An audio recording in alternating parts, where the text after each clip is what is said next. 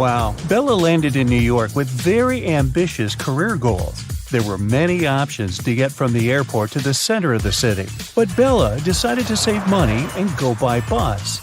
She had to purchase a ticket for $10, but a handsome guy popped out of nowhere and offered her a better deal. "Hey, my plans have changed and I don't need my bus ticket anymore. Want to buy it for $6?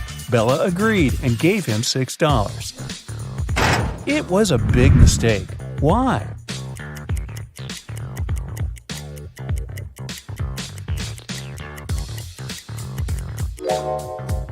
Take a look at the current date on the screen of the vending machine.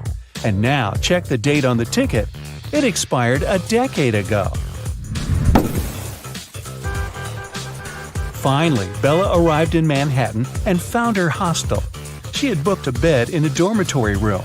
Bella had to share it with 3 other women. She left her backpack on her bed and went to take a shower. When Bella returned, she found out that someone had stolen her laptop. She questioned her roommates. Sarah said, "I was drinking some coffee in the lobby. Ask the manager." Kelly said, "I was sleeping with my earplugs in and my sleep mask on, so I didn't see or hear anything."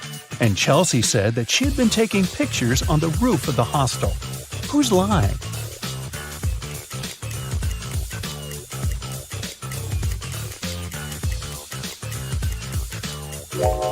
Chelsea. Do you see the sign? The hostel rules strictly prohibit guests from going up to the roof. In the evening, at around 8 p.m., Bella got very hungry. She went out to get some food. She found a cozy restaurant. As soon as Bella entered, she witnessed a heated argument between a waiter and a customer. The customer claimed to have ordered tomato soup, and the waiter claimed that he'd only ordered hot chocolate. Bella realized which of them was lying right away. What about you?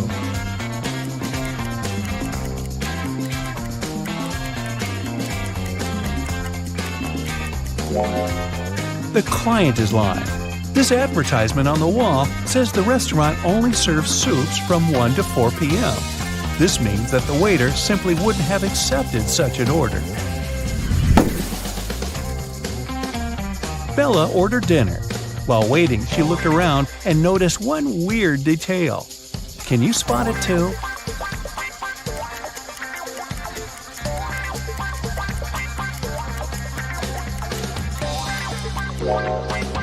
This guy is using tree leaves instead of money to pay for his meal. The waiter served Bella her meal. She was about to start eating when 2 ladies began arguing about their VIP reservation. Julia claimed that she had reserved the VIP room in advance to celebrate her wedding anniversary. And Letitia said, "No way! It's my birthday party tonight. I called the manager yesterday and he promised me the VIP room." The manager said, "Ladies, I'm so sorry, but the booking system crashed and deleted both of your reservations. The VIP room is unavailable today. Can I do anything else for you?" Who's lying here?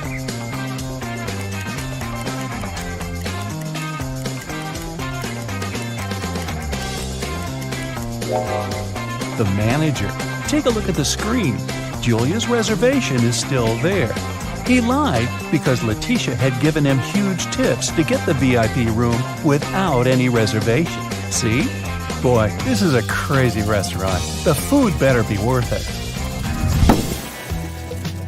After dinner, Bella saw Letitia in the ladies' room. She was crying. Bella asked her, "What happened?" Letitia didn't say anything. She just gave Bella her phone and showed this chat with her boyfriend. Can you tell what made Letitia so upset?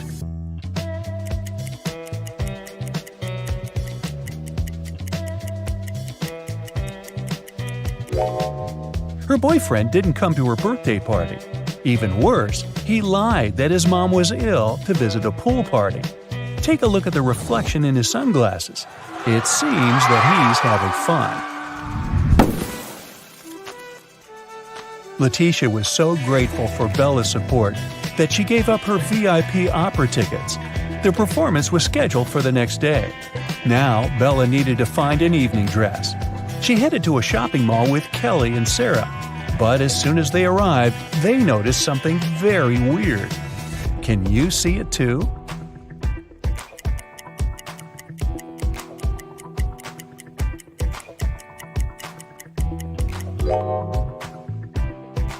This mannequin has 3 arms.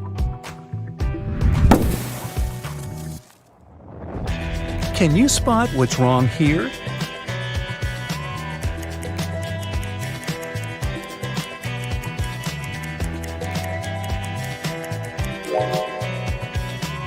The outfit sizes don't match the sizes on the hangers.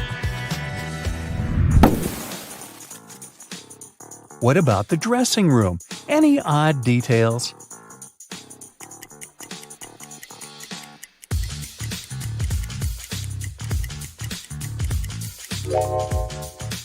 These hairy clawed paws can't belong to a human.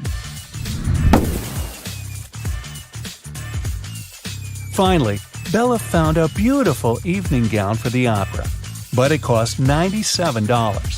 Bella couldn't afford it, so she borrowed $50 from Kelly and $50 from Sarah, which equaled $100. She bought the dress and got $3 of change. Bella gave $1 to Kelly and $1 to Sarah and kept the last dollar for herself.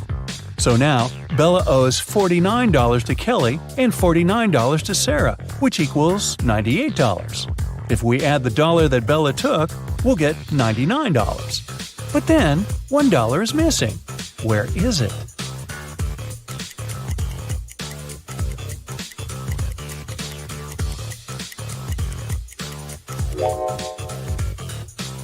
First of all, we're led to believe that $1 is missing. According to the conditions of the riddle, Bella took $50 from Kelly and $50 from Sarah. So the sum of her debt was $100. After that, she bought a dress for $97 and got $3 of change. The total indeed equals $100. But the question itself offers us a mathematically impossible puzzle. In fact, there is no missing dollar. Bella's debt remains $98 because she had already given $2 to her friends. And it's incorrect to add Bella's $1 to this debt. Next, Bella decided to visit a hairdresser. The manager asked her to wait for 20 minutes. Bella took a seat in the lobby and accidentally fell asleep. When she woke up, she saw that someone had cut her long, beautiful hair. She got furious and questioned 3 suspects. Maya said that she'd been busy with another customer. She didn't see what was going on in the lobby. Rick said that he had been eating his lunch outdoors. And Sally said, "Who do you think I am? I don't steal hair. That's ridiculous." Who is lying?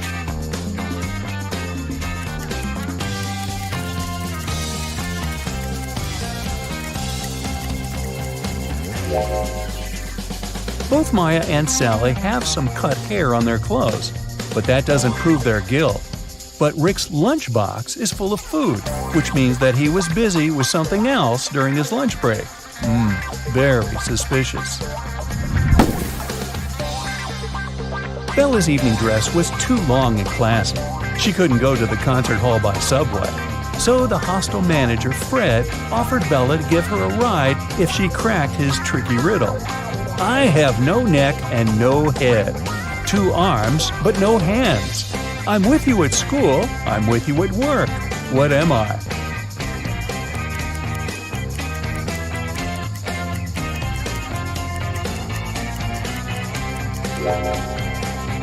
The correct answer is a shirt.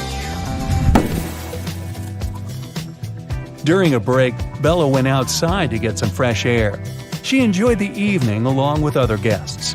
Suddenly, a street dealer offered Bella a diamond necklace for $20. She agreed right away and put the necklace on. Soon, 3 guests came over to Bella to claim the necklace. Pam said, "How dare you? This necklace has been in my family for ages. I lost it in the ladies' room." Diana said, "This piece looks very similar to my necklace. Someone stole it as I was moving through the crowd today. In any case, my jewelry collection is insured." And Sheila said, "I noticed that the necklace was gone after visiting the buffet on the 6th floor. Can you help Bella return the necklace to its real owner?"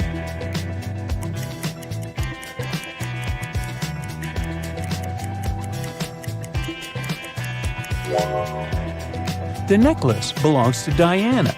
The concert hall doesn't have 6 floors. Pam and the street dealer have similar tattoos on their arms, so they must be scammers working together. After the performance, Letitia invited Bella to the after party, where Bella met Tyler.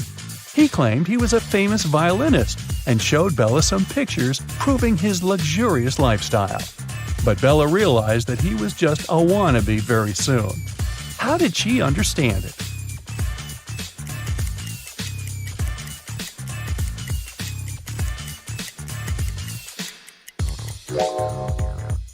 Take a look at the trees in this picture. It's obvious that the wind is blowing to the right. Meanwhile, Tyler's hair seems to be swept to the left. The picture has been photoshopped. The next morning, Bella went to buy some groceries.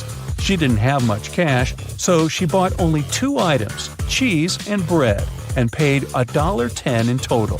The cheese cost $1 more than the bread. So, how much did the bread cost?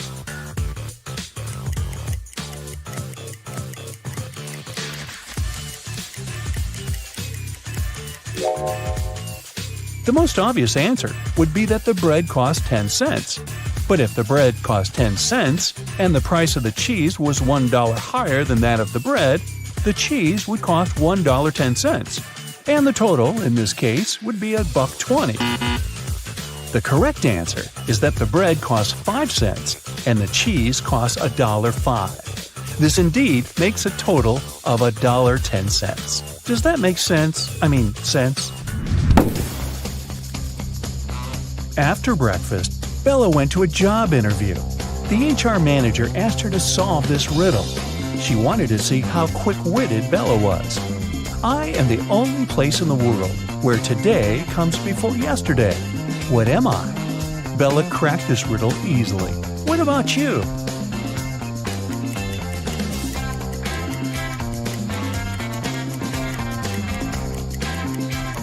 The correct answer is the dictionary. Bella got a job as a train conductor. On her first day at work, she entered a rail car to check the passengers' tickets. There were only 3 people inside, and only 2 of them were human. Can you tell who's not human?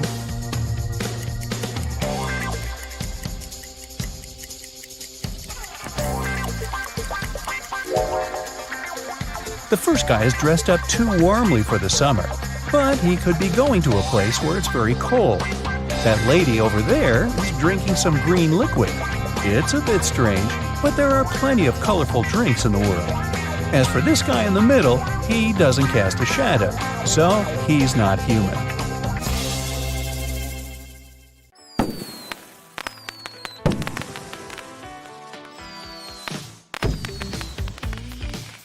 Vicky has as many brothers as sisters, but each of her brothers has only half as many brothers as sisters.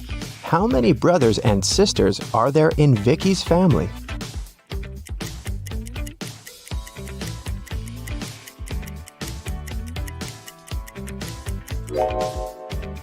The correct answer is 4 sisters and 3 brothers. The key to solving this is to keep it simple. Just count the sisters and brothers in total and in terms of their own number of siblings.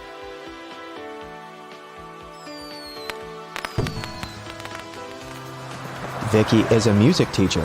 One day, she came over to her student's house to give him a lesson. The door was unlocked, so Vicky got in. Her student, Mr. Green, was lying on the couch with the flu. He was very weak, and Vicky decided to call the 3 best doctors in this town. Since Mr. Green was really rich and influential, many people wanted to get rid of him. That's why his bodyguards had to search the doctors before they began any treatment. It turned out that one of the doctors was a criminal. Can you tell which one?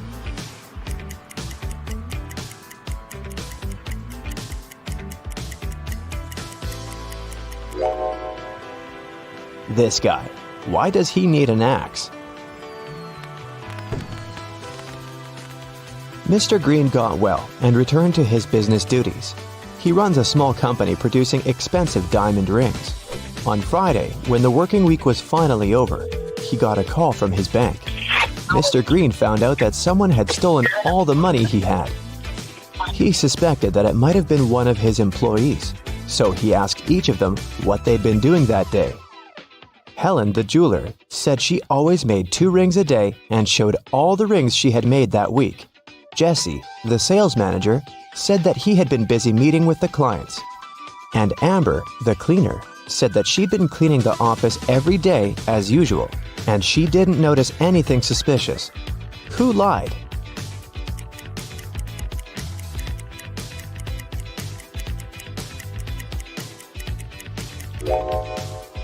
Helen. There are 5 working days in a regular week. She said she made 2 rings a day, but she only showed 8 rings. It means she missed 1 day of work. Vicky was walking down a shopping mall. Suddenly, she heard screams. Looking outside the window and saw 2 women in big trouble. Can you tell who has more chances to survive?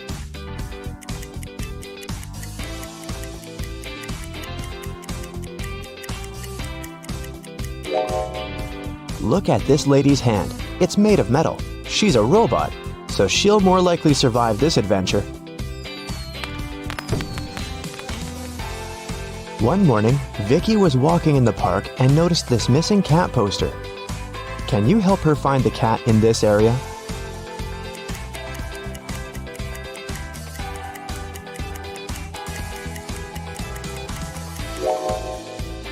It's hiding in this old lady's bag. Vicky explained to the old lady that the cat had been missing, but the old lady refused to give the cat away so easily. First of all, Vicky had to solve her riddle. I can whistle, I can howl, I can scream, and I can whisper, but I don't speak. What am I? Can you help Vicky?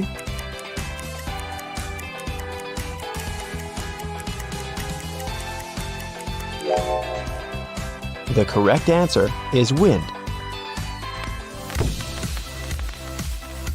After getting the cat, Vicky headed to its owner's home. She walked through this beautiful park. Can you spot what's wrong here?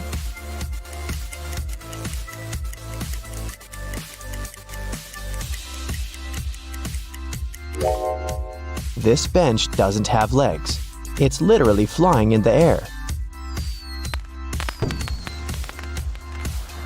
Vicky brought the cat to its owner, Diana. She was very glad to get her pet back and invited Vicky for dinner. Vicky was very hungry and agreed. Diana served these 4 dishes with various foods, but only one of them is safe to eat. Can you tell which one?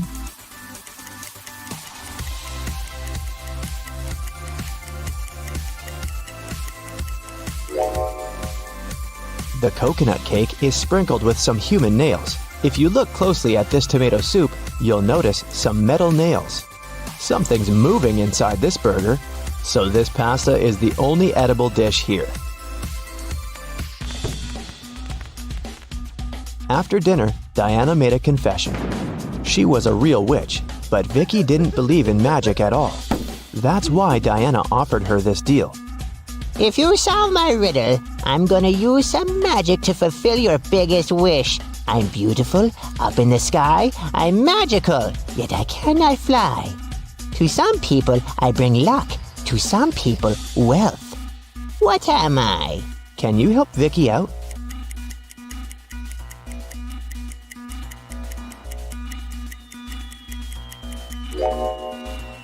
The correct answer is rainbow. Vicky has always wanted to become a famous singer.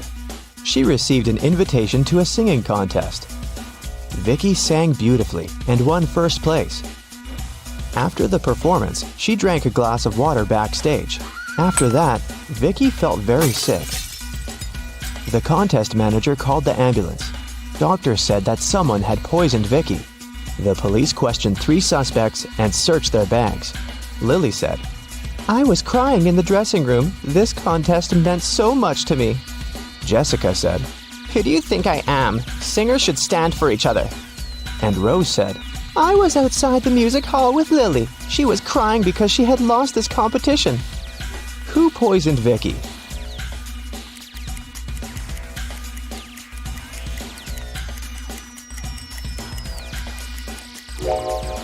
Lily said she was in the dressing room, while Rose said that they had been outdoors. Therefore, one or two of them are liars. But only Rose carries toothpaste but no toothbrush in her bag. That's pretty suspicious. When Vicky got better, she checked her mailbox and saw 3 messages from different music producers. Tom offered her a tour in Europe. Ryan offered Vicky to work on her first album at his record company in New York.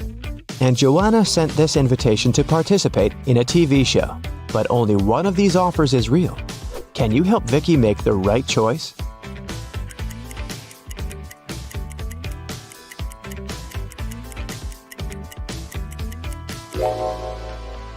Joanna's message is spam. She doesn't mention Vicky's name anywhere, and the text includes a suspicious link. Ryan sent Vicky a picture of his record company. But there are palm trees and a tropical forest outside the window. It's clearly not in New York. So, Vicky should pick Tom. Vicky was walking home from a rehearsal and stepped on a magical portal. She fainted and woke up in an enchanted forest. Suddenly, a wicked witch popped out of nowhere and gave Vicky a choice. If you solve my riddle, I'll let you go. And if not, you'll get lost in this forest forever.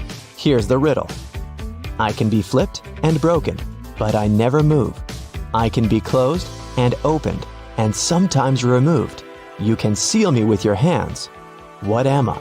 Unfortunately, Vicky failed to crack this riddle. And what about you?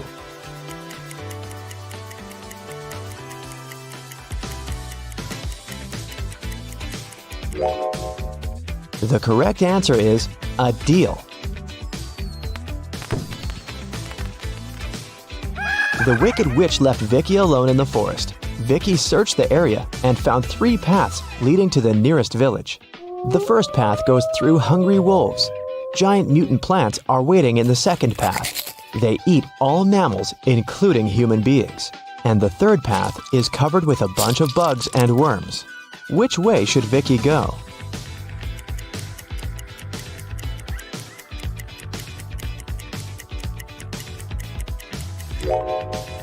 Although insects are gross, they are the least harmful to humans, so Vicky should choose this path. Vicky got very hungry and decided to find some food in the village. When she came closer, she realized the gates were locked. Can you help her guess the right code?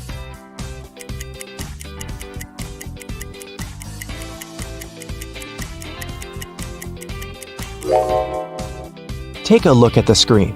It requires a 4-digit code. Someone decorated the gates with this symbol. It's a hint. If we divide this symbol into 4 parts, we will see that it's made up of 4 2s. So, Vicky should enter 2222 and come in.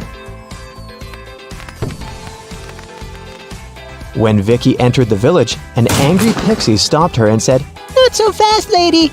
You gotta solve one riddle first. What should you do when you see a green man? Vicky cracked this puzzle right away. What about you?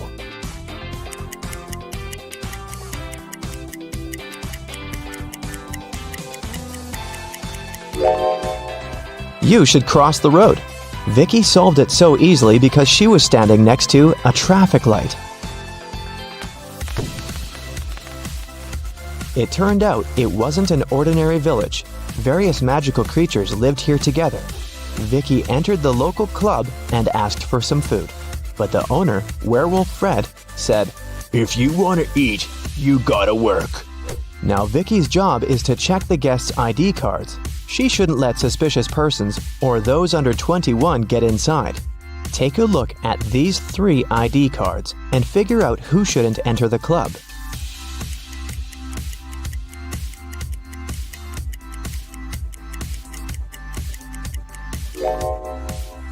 The first one, Vampire, is already 21, and nothing looks suspicious in his ID, so Vicky should let him in. And this werewolf lady seems alright too. This elf's ID card says he was born on September 31st, But such a date doesn't exist. Therefore, Vicky shouldn't let the elf in. After work, Vicky went to the local supermarket to buy some food. She saw two attractive young ladies eating street food there. Can you tell which one of them isn't human?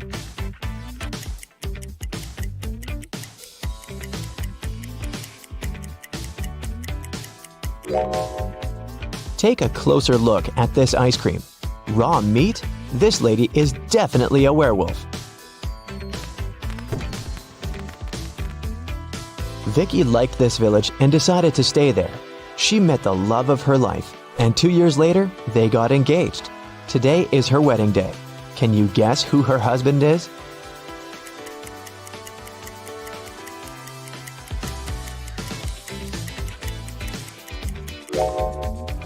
It's the third guy. He's wearing a tie, which means he attended the wedding, and he's wearing a ring too. Louis returns home after sunbathing on a beach. He turns on the stove to make an omelet. Sometime later, while he's having breakfast, someone knocks on his door. Several men introduce themselves as maintenance workers. They tell Louis about a gas leak in his apartment and ask him to evacuate immediately. Louis slams the door in their faces and calls the police. He's sure these guys are thieves. Why would Louis think that?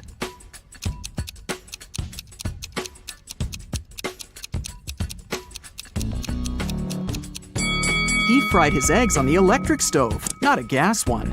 Thieves wanted to lure him out of his apartment and steal his stuff.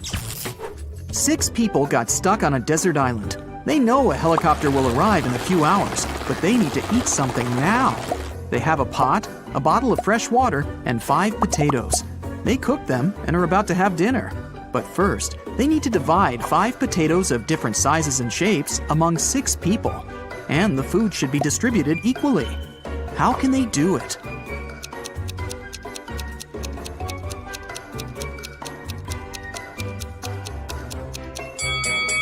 Easy. They should just prepare mashed potatoes. One famous film director loved it when people spoke about him, even if it was something negative. Once, he made a terrible movie. The man wanted people to hate it. Critics and viewers called his movie bad, unacceptable, ridiculous, and embarrassing every day. And the director enjoyed it. A couple of years later, in an interview, he asked a journalist, "So, what do you think about my latest movie?" The journalist replied shortly, but his answer offended the director. What did the journalist say?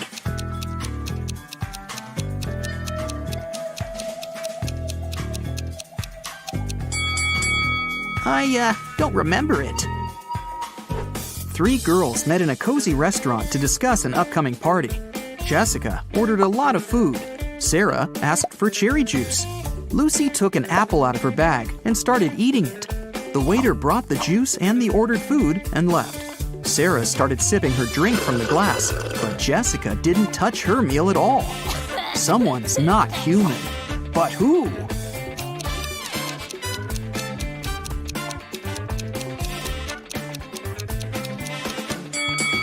It's the waiter. Did you see that his hands were covered with scales and his pupils looked like those of a snake?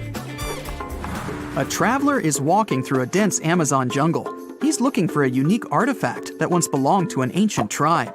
If his mission is successful, he'll sell his find for millions of dollars. He comes out of the jungle into a wide clearing and sees 2 caves. They're both filled with traps, but only one of them contains the treasure. The traveler's sure he'll be able to deal with all the dangers, but only if he chooses the right cave. Which cave should he opt for?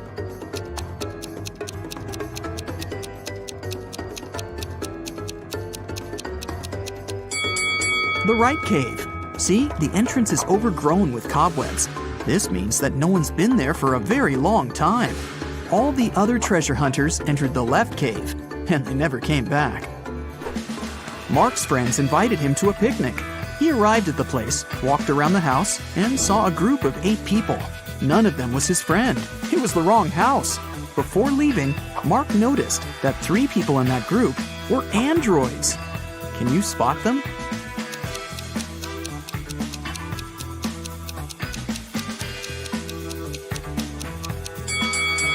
That guy is pouring a drink from a gasoline container. Smoke is coming out of this elderly lady's head because of a short circuit, and this girl is charging her phone through a cable connected to her neck. After a shipwreck, Jack found himself on a desert island. He built a raft and equipped it with small sails that he took from the ruined ship. Jack couldn't sail far from the shore because there was no wind. A few days later, he noticed a ship. It was approaching the island, but its wind-filled sails were facing the opposite direction. According to the laws of physics, it should be sailing away from the island. Besides, there was no wind. So how is it possible that the ship was getting closer to the shore?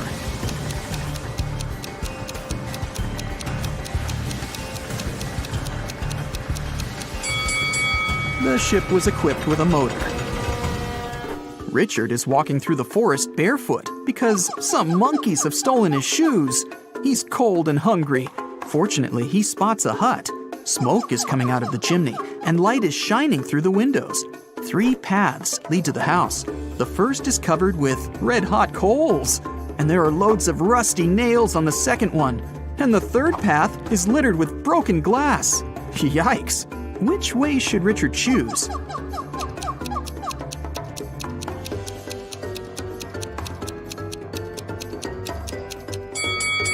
It's cold, so Richard can wait until the coals cool down. And while he's waiting, he can warm up next to them. Toby has been wandering through the desert for several hours. The sun's burning his neck. There's nothing but hot sand around. He's run out of all the water he had. Toby gets weaker and weaker, and finally, he falls down. At this moment, he sees 2 tiny ponds. Toby only has enough strength to get to one of them. Which of these ponds is a mirage, and which is real?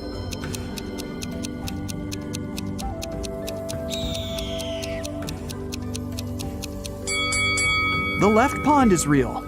See the clouds above it? It rained there, and the rainwater formed the pond. At the edge of the forest, quite far from the village, there was an old house. Its owner found his TV broken in the morning. Someone had smashed the screen.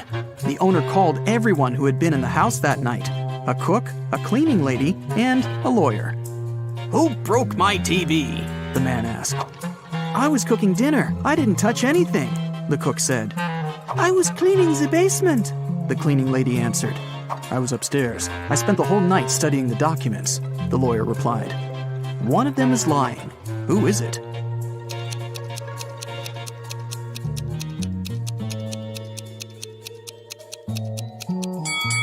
The lawyer. He said he was upstairs, but it's a one-story house. He couldn't be studying the documents on the roof all night. Tom has lost his car keys. He's searched every corner in every room, but hasn't found them. The guy goes to the farthest room, looks at the floor, and realizes the keys are hanging on the chandelier. How does Tom know that?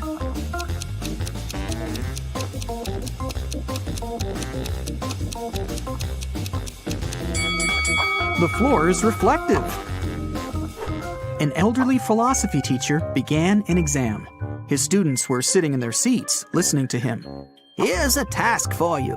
Prove that everything that happens around me is real, and I'm not sleeping. Whoever writes the most convincing proof will get the highest points." The students had been writing for several hours, but almost no one got a good grade, except for one girl. She wrote an essay consisting of several words. What did she put on paper?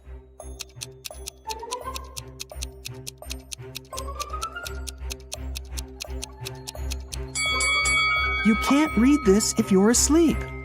By the way, you can use this tip while sleeping. It's almost impossible to read anything in a dream. Therefore, to find out whether you're asleep or not, look at your phone and try to read something. There was an old haunted house in town. Local people were afraid to go there, but one day, 3 girls and 2 boys decided to check that place out and record whatever was happening there. They approached the scary building, but one guy, Rob, refused to come in.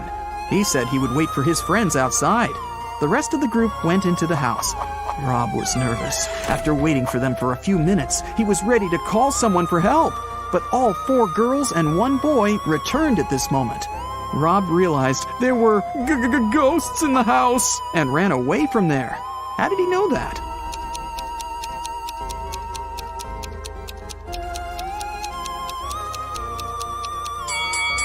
3 girls and 1 boy were in the house, but 5 people came out. 1 girl was a spirit. Rob saw her and ran away. Michael is walking along the sidewalk, holding his hands behind his back. A car appears from around the corner behind him. At this moment, Michael is walking near a big puddle.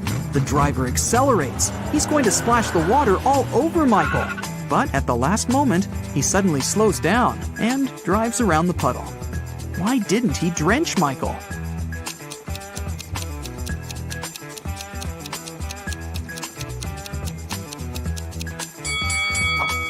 Michael was carrying a brick behind his back.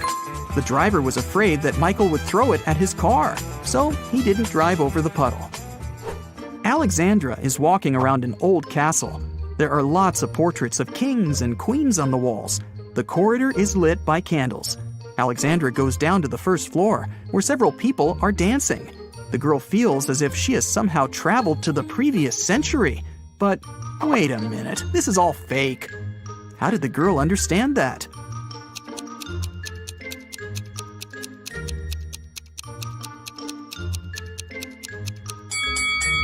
A hidden camera is installed in the corner of the hall. Also, that dancing girl has a smartwatch on her wrist. See? It's morning. Bob leaves his house and goes to the beach. The sun is peeking over the horizon. The sea is calm. There's no wind. Bob sits down on the sand, closes his eyes, and begins to meditate. Several people come up to Bob and sit down next to him to meditate too.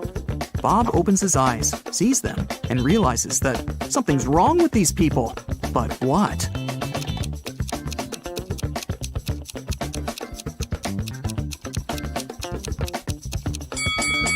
Look at Bob, and now at how these people are sitting. They aren't touching the sand. Their bodies are half an inch above the ground. Betty has a sister, Amy. Gail is Betty's mother. Meanwhile, Dan is Gail's father and Samantha is Dan's mother. Can you figure out how Amy is related to Dan?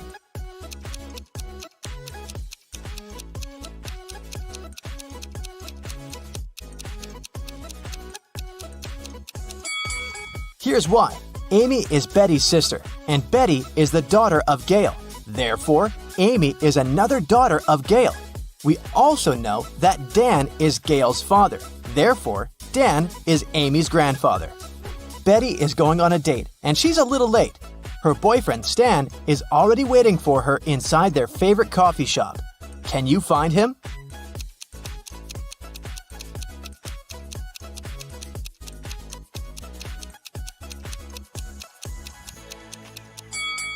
It's this guy on the right.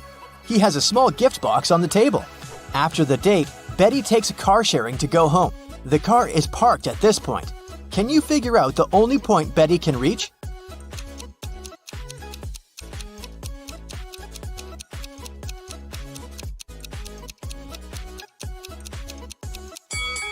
If Betty takes this weird route, she can only reach point 3. One of the most popular mailing websites is facing a system error.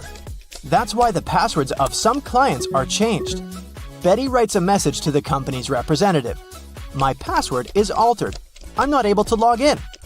The company replies, this time your password is distinct and it has 8 letters, out of which 2 are the same as in your previous password.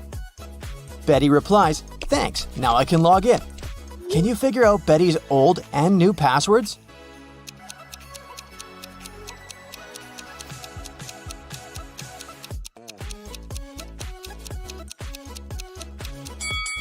Her new password is distinct, and the old one is altered. Betty arrives at her favorite swimming pool and spots something really weird. Can you see it too?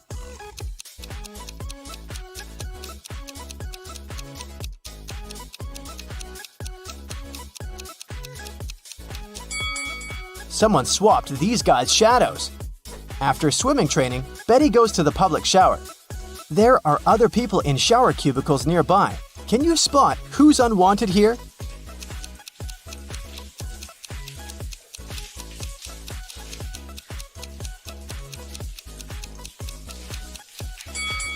This person on the left should probably use the men's bathroom. He has only one shampoo bottle, while ladies usually bring a bunch of skincare products.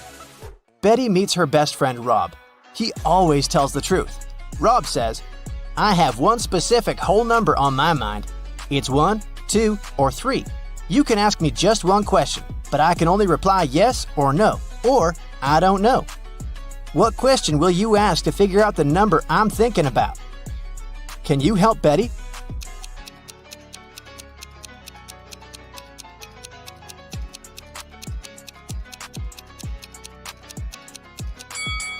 She should say, "I have one whole number on my mind. It's between 2 and 3. Is the number I'm thinking of smaller or equal to your number?" This way, if Rob replies no, then the number is 1. If he replies yes, the number is 3. And if he replies "I don't know," the number is 2. Betty got a job as a cashier at a movie theater. A group of her first customers approached the ticket kiosk. 4 mothers, 2 grandmothers, and 4 daughters. What's the minimum number of tickets they need to buy?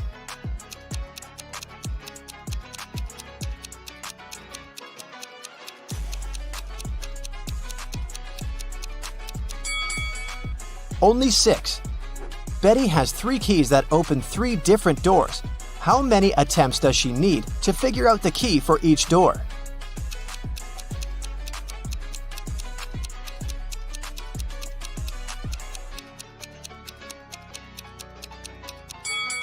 Betty will need 6 attempts. First, she has to check the first key and spend 3 attempts for 3 doors. Then, check the second key, 2 attempts for the remaining 2 doors. And then, use the third key to open the last door. Betty enters the cafeteria and spots a thief right away. Can you see this person too?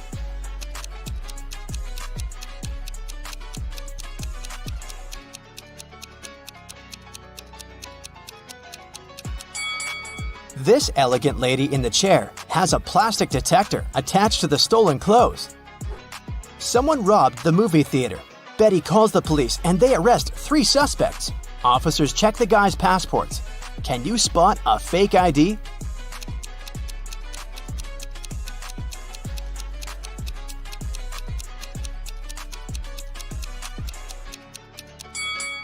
Most passport pictures have a white background, so the one in the middle is fake.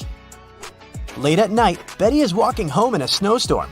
She meets her neighbor walking a dog in the street and freaks out. Can you guess why?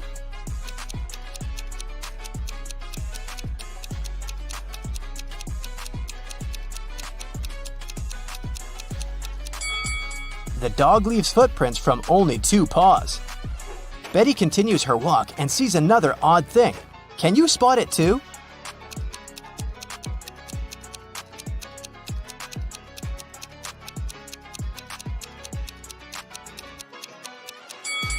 It should be the moon, not Saturn. Betty enters her apartment building and meets 3 neighbors in the elevator. One of them is a werewolf. Can you guess who?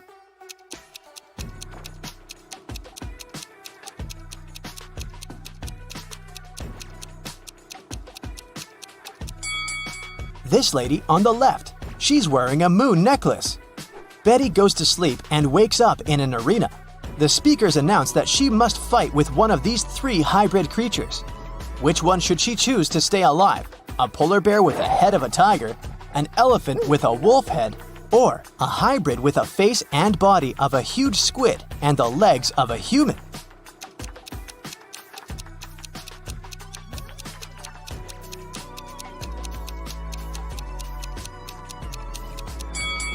Betty should choose the third hybrid. Since its body has gills, it won't be able to breathe and fight outside water. After the fight, Betty gets an invitation to meet the major investor of this competition, King Harold. She enters a big, beautiful hall and sees 6 people sitting in front of her. They're wearing the same outfit and look very similar. It's very hard to tell who's the real king here. But after a couple of minutes, Betty approaches one of them, bows, and says, "Nice to meet you, Your Majesty." How did she know who's the real king?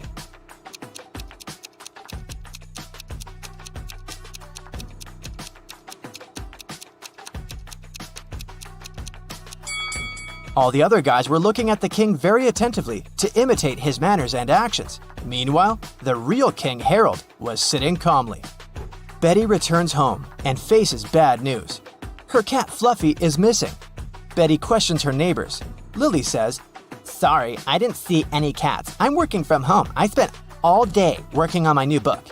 Vanessa said, "I haven't seen Fluffy today, and it's cool because I have a terrible allergy to cats."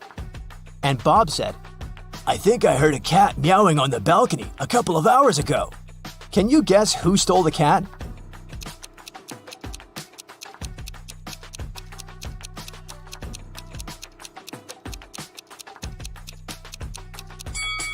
Nobody. Fluffy's been hiding under Betty's couch all this time. Betty's boyfriend Stan lives just a couple of blocks away from her place. Betty calls him on FaceTime and invites him over. But Stan says, "Sorry, honey, I've just got home feeling very sick. I'd rather go to bed early." Betty yelled, "Liar!" and hung up. Why?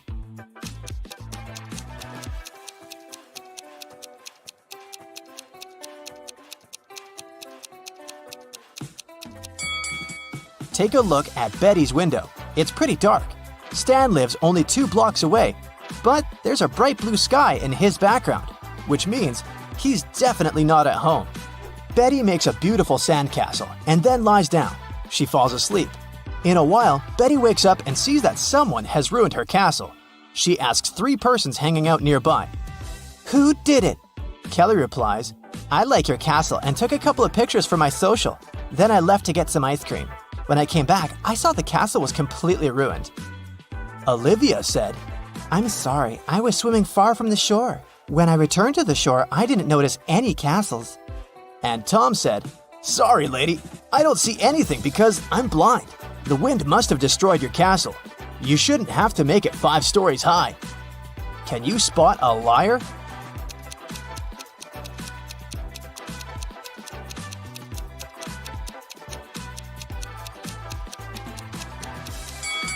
Tom is lying.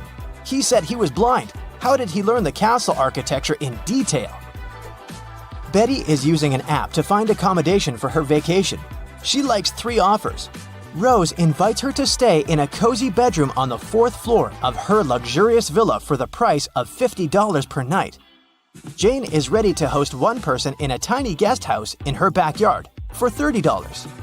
And Tyler offers to rent his boat for $200 per night. Fishing equipment is included. Only one of these advertisements isn't fake. Can you guess which one?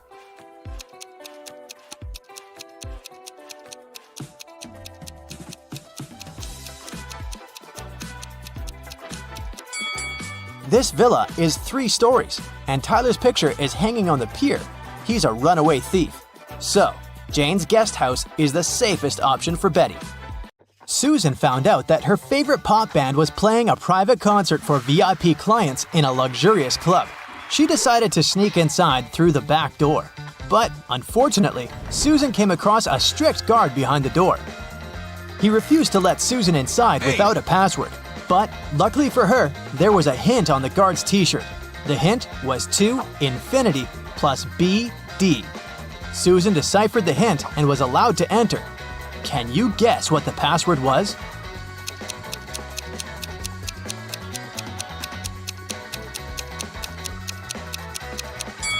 It was to infinity and beyond. After the concert, Susan met up with her friend Bobby. Bobby was an expert in ghost activity. He invited Susan to go ghost hunting to a creepy old hotel. Of course, Bobby had state-of-the-art equipment. Once they arrived at the hotel, his equipment indicated there was strong paranormal activity going on. It looked like the ghost had a sense of humor and wanted to play hide-and-seek with them before it revealed itself. It led Bobby and Susan into a room with 4 doors. Each door had an inscription on it with some clues. The sign on door A said, "It's behind B or C." The sign on door B claimed, "It's behind A or D." Door C said, "It's in here." And door D stated, "The ghost isn't here." Bobby and Susan looked very confused until a note appeared next to their feet. It said, 3 of the inscriptions are false and 1 is true. Can you guess which door leads to the ghost?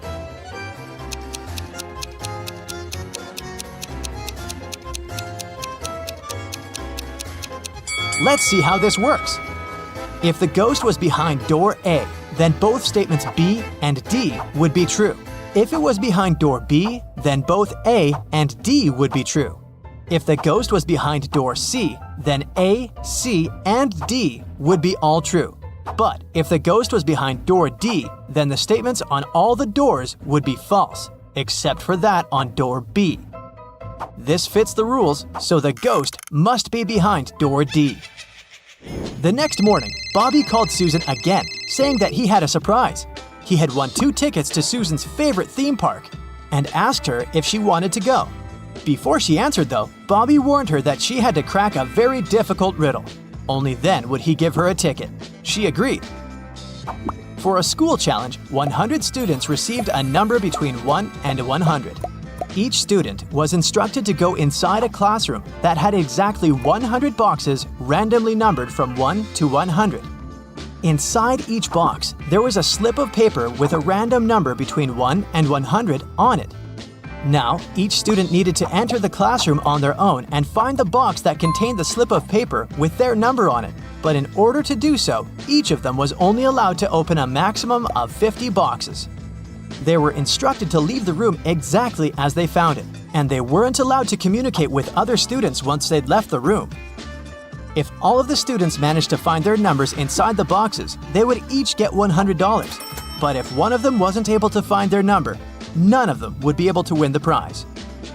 Bobby asked Susan if she knew the best strategy for all of the students to find their numbers and win the prize.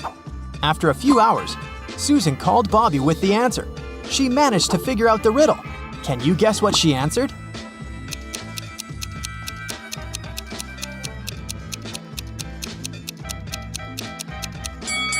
This riddle isn't obvious, but let's see how it works. If each student searched for their numbers randomly, they would each have a 50% chance of finding the box with their number inside. This is because there were 100 boxes and they were allowed to look inside 50 of them. However, the probability of all of them finding their own number following this random strategy is absurdly small. So, to increase their chances of collectively finding their numbers, they would need a better approach. The students could use something called the loop strategy. After entering the classroom, they should go directly toward the box that has their number on top of it. The number inside probably won't be their number, but that's okay. They should check the number inside the box and go look for the box with that same number on top of it, and so on and so forth. They should keep doing this until they find the paper with their number on it. This strategy means there's more than a 30% chance of the students finding their numbers and winning the prize. It's not a huge probability, but hey, at least they'll have fun trying to figure it out. One afternoon, Susan found her father, Frank, in the living room. Frank was a private investigator and he had just received a message revealing the address of the town's most dangerous criminal, Dirty Jack. He decided to go check the area, even though he didn't know what the criminal looked like. The address turned out to be an old warehouse. When he busted inside, he found 4 people sitting at a table. They were a carpenter, a truck driver, a mechanic, and a firefighter. Without any hesitation, Frank arrested the firefighter. How did he know it was the criminal?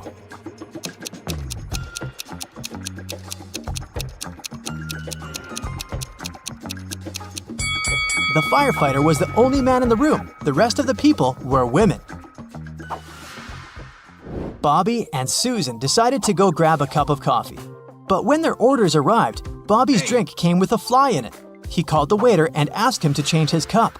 The waiter brought him another cup of coffee, but 2 seconds later, Bobby called the waiter again and said, "Hey, that's the same cup." How did he know?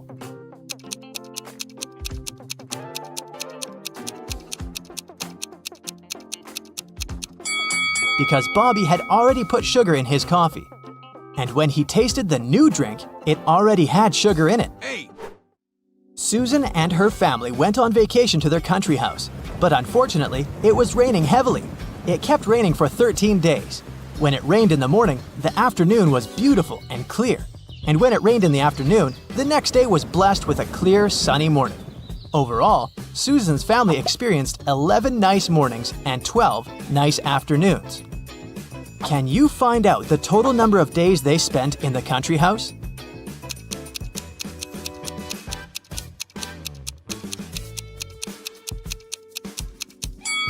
The total number is 18 days. Here's how you can figure it out. Let's call clear afternoons X, clear mornings Y, and periods of time with no rain O. This equation represents the number of days with rain, X plus Y equals 13. And here are the days with clear mornings, Y plus O equals 11. And this equation represents the days with clear afternoons, X plus O equals 12. If we solve these three equations, we'll learn that X equals 7, Y equals 6, and O equals 5. So the total number of days is 18. Bobby started his morning by jogging in the park near his house. When he returned, he got to know some very unpleasant news. Someone had stolen his car. He questioned 3 of his neighbors. Henry said, "I've been playing video games for the past 12 hours and haven't left my basement." Rosie said, "I'm a gardener. I've been planting daisies in the public area all morning, and I think I saw a suspicious man who opened the car using a knife." Jack said, "I saw your car when I went out for groceries, but when I returned home, it was gone." Who's lying?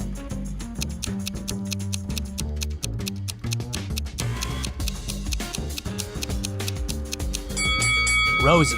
She said she planted daisies, but look, there are only rose bushes in this area. One day, Susan found a box on her desk with a note that read, "What can run but never walks, has a mouth but never speaks, has a head but never weeps, has a bed but never sleeps." Can you decipher this riddle?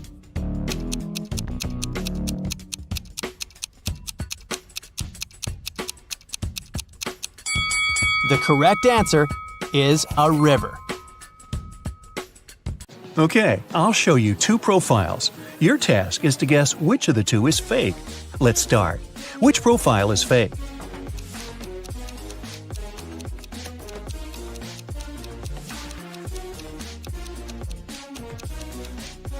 It must be the left one. The girl is only 13 years old. She can't be doing her PhD. What about these 2?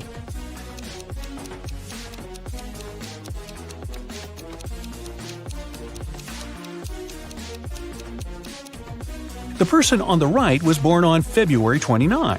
It's fine, this date does exist, but there was no February 29th in 1985 because it only occurs every 4 years. So the profile on the right must be fake.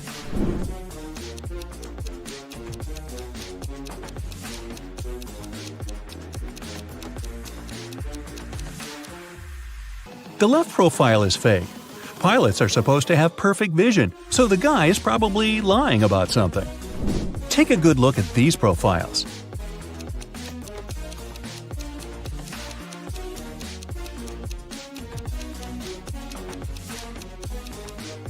Okay, Pan Am and Narnia are 2 fictional places, so I'd say the left profile is a fake one. What can you say about these 2?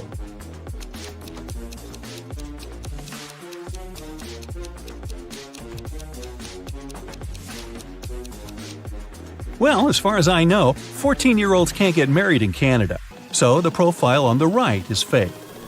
Now, I'll show you some photos. Your task is to guess what's wrong with them. Let's begin. Here's the first one for you.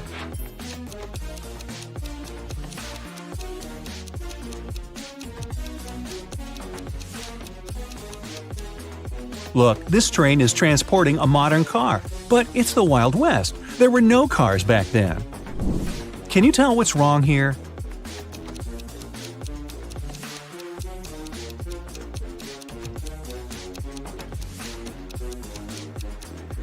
It's medieval times, but look, there's a 10-story building in the background.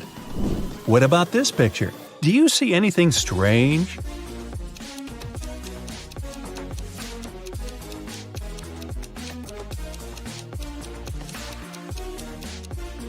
The woman is wearing sneakers. Now look closely. What seems odd here?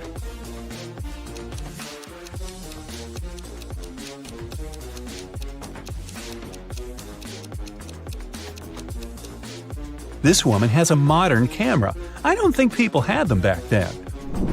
What do you think about this photo?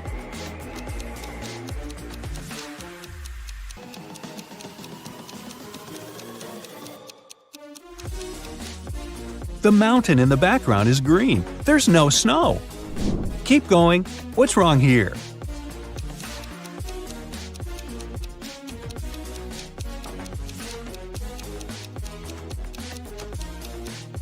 Look, that guy in the back, he's wearing sneakers. Not the best thing to be wearing to a ball. Plus, this kind of footwear didn't exist back then. Be very attentive. Can you spot an odd detail here?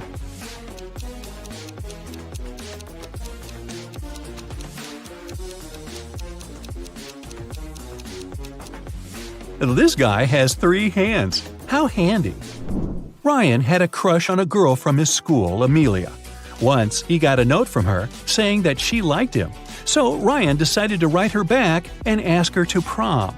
Unfortunately, he didn't remember which desk was Amelia's. There were 2 possibilities. Can you tell which desk is the one he needs?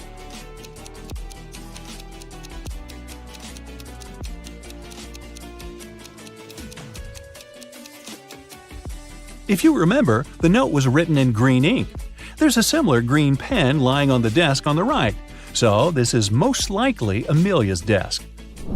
One Monday morning, a big sum of money went missing from the accountant's safe. 3 people were in the office at that time. Magnolia, the accountant, said she'd left for several minutes to go to the bathroom. Walker, a software manager, said he'd gone out for lunch and hadn't seen anything. Dawson, a cleaning man, said he'd been cleaning the 2nd floor at the time. Can you figure out who's lying?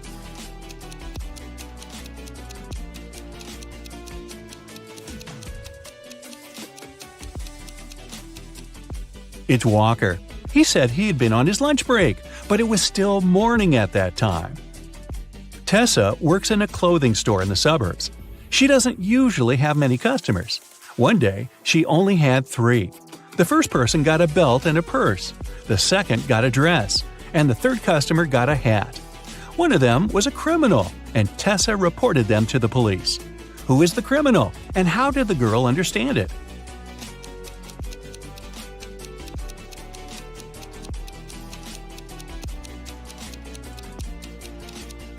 The third customer gave her a $1,000 bill, and such bills don't exist. During her winter vacation, Serena went to the spookiest house in the neighborhood by herself. That was a mistake, because once she entered, the door got locked behind her. She saw 3 ways out. Behind the first door, there was a huge venomous spider. Behind the second door, there was a brick wall. Behind the third door, there was a huge lake. Which way should she opt for?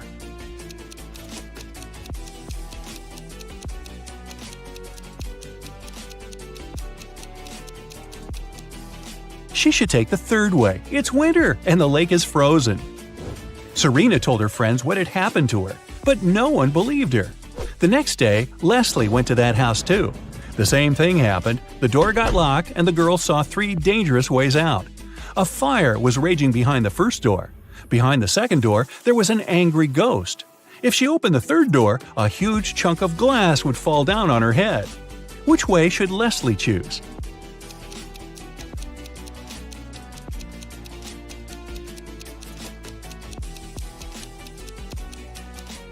Well, if I were her, I'd choose the second way. Ghosts, even angry ones, can't physically harm you. They can only freak you out. Now, look at the pictures I'll show you and try to find the odd image.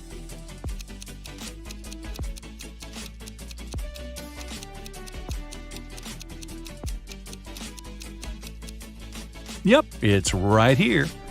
Another one for you. Be very attentive.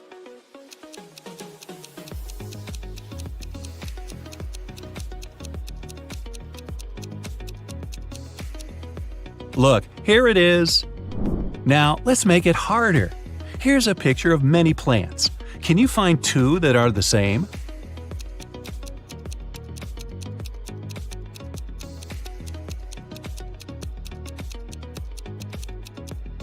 Here's one. Here's the other.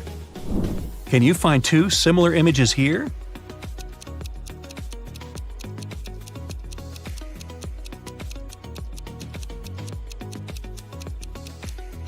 Look, here they are.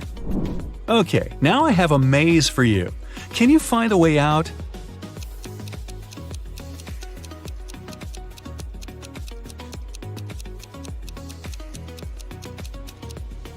Right, that was amazing. Here's another puzzle for you. Help A find her way to her best friend B.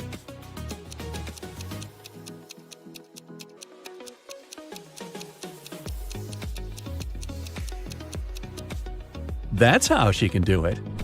And another maze, the hardest one so far. Can you help the dog find its favorite plush toy?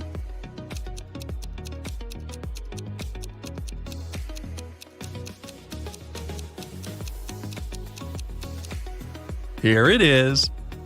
Kai and Nate went camping in the woods. Now, look, Kai is climbing a tree and Nate is picking up some firewood for the campfire. Who's in danger?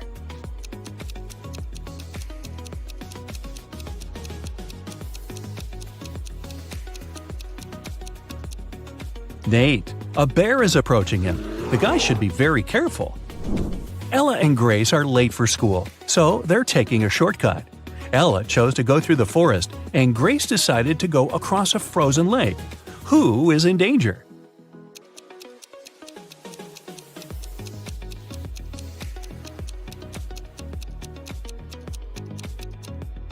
Grace. The ice on the lake is melting. There are cracks over there. Pierce's daughter and Andre's son came back home after studying at their friend's house. Neither of the parents got suspicious, but someone's kid had been to a party instead of studying. Whose kid was it?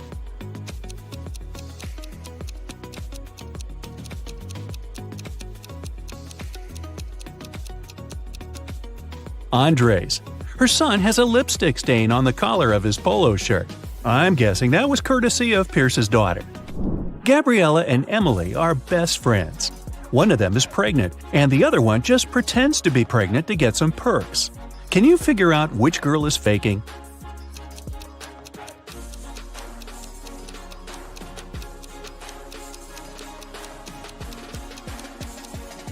I'd say it's Gabriella. Look, she's wearing really high heels, so she's probably not afraid of slipping and falling. If she was pregnant, she'd be more careful, you'd think. One day, Los Angeles police were warned that the infamous robber Samuel had left Spain and taken a plane to Los Angeles. The only detail the police knew was that the criminal had a beard. At the airport, they stopped a group of people who had just arrived from different countries.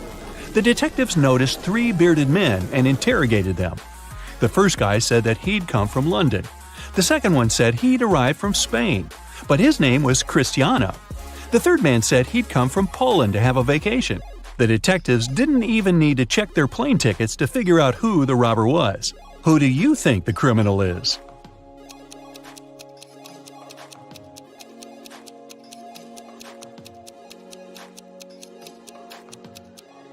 It must be the man who said he'd come from Poland. He's supposed to be on vacation, but he doesn't have any luggage with him. Leela called the police and reported that she had been robbed. She said that she had been in a restaurant's bathroom, fixing her makeup. Suddenly, someone came up to her and hit her on the head. The person had approached her from behind. That's why she didn't see what they looked like. But the police sent the woman home and refused to file the report. Why?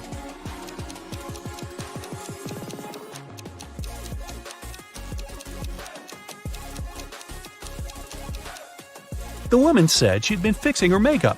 Then she had to be looking in the mirror. If someone had tried to approach her from behind, she would have seen that person. But she said she hadn't. She must have made up the whole story. Several girls went missing in a small town. The police only managed to find them half a year after the first one had disappeared. When officers entered the place, they saw just 3 girls. They all said they had been locked in a small room and had never left it. The detectives knew that one of them was the kidnapper. The first girl, Eleanor, said she'd spend around a half a year there. The second girl, Vera, said she had been confined there for 2 months. The third girl, Sienna, said she had been there just a week. Can you guess who's lying?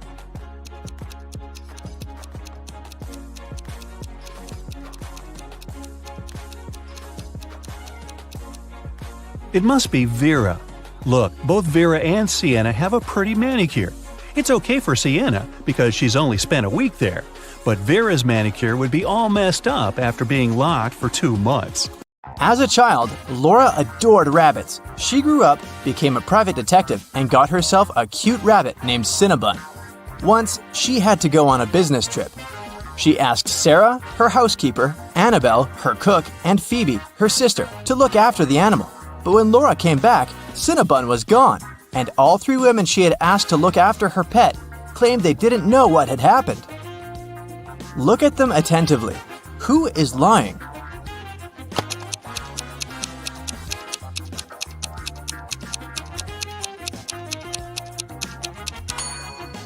It's the cook. See? It's Cinnabon's collar in her pocket. Well, Laura noticed that too. When Annabelle realized she had given herself away, she broke into a run. Laura dashed after her, but she couldn't catch up with the woman.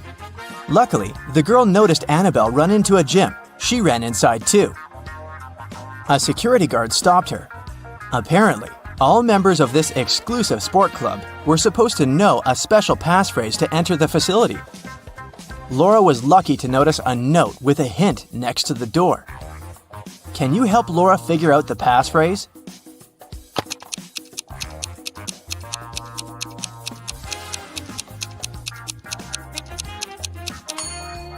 That's "for once in my life."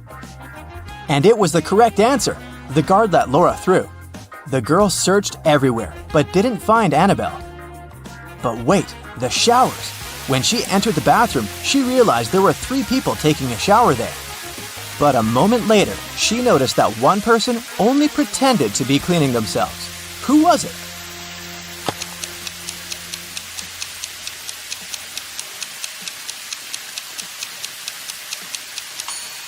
It's the person in the second cubicle.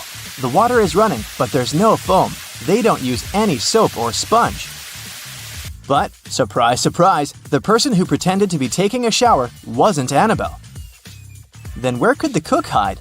Suddenly, Laura noticed a white sheet of paper on the floor. She picked it up. It said, "Follow the white rabbit." Look around the room attentively and try to figure out where the girl should go.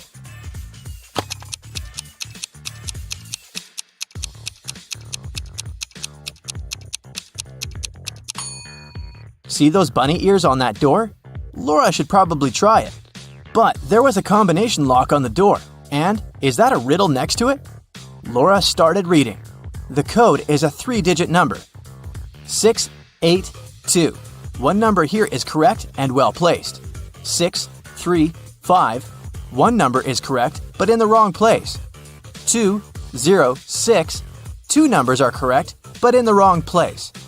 738. Nothing here is correct. 780. One number is correct, but in the wrong place. Can you help Laura figure out the code?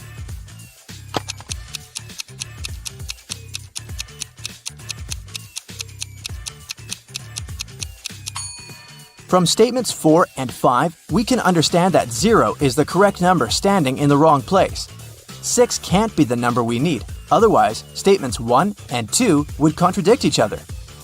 In this case, looking at statements 2 and 3, we can conclude that the correct numbers are 2, 5, and 0, and the code is 052.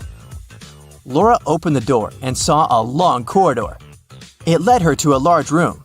There, she saw a man dressed in black. He was sitting on a throne-like chair, holding Cinnabon. "Well, well, well, here you are," he said. "If you want to get your rabbit back, you'll have to do something for me." Laura had no choice but to agree. "You see, my wife Louisa disappeared during a performance she attended a week ago.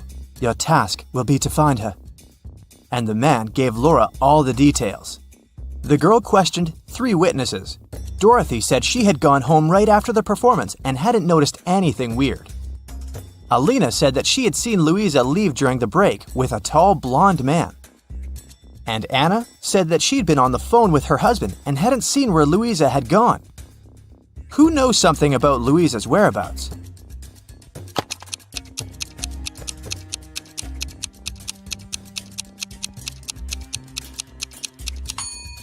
Alina, look, during the intermission, she wasn't wearing her glasses.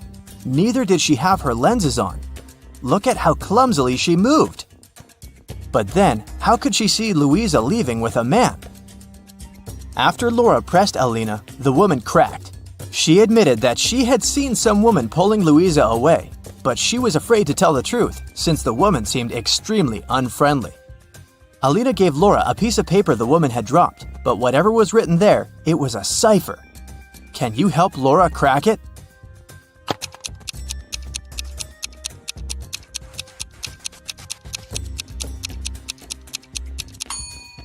The note says, "At the docks." When Laura got there, she saw 3 buildings. She understood she wouldn't have enough time to search all of them. She needed to choose the one where Louisa was kept, and fast. Can you help Laura?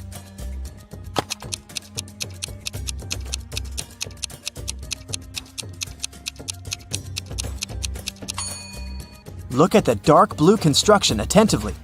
Next to the window, there's the word "help" scratched with some sharp object. After looking around the building, Laura found 3 keys. She needed to figure out which one of them fit the lock. Hurry up!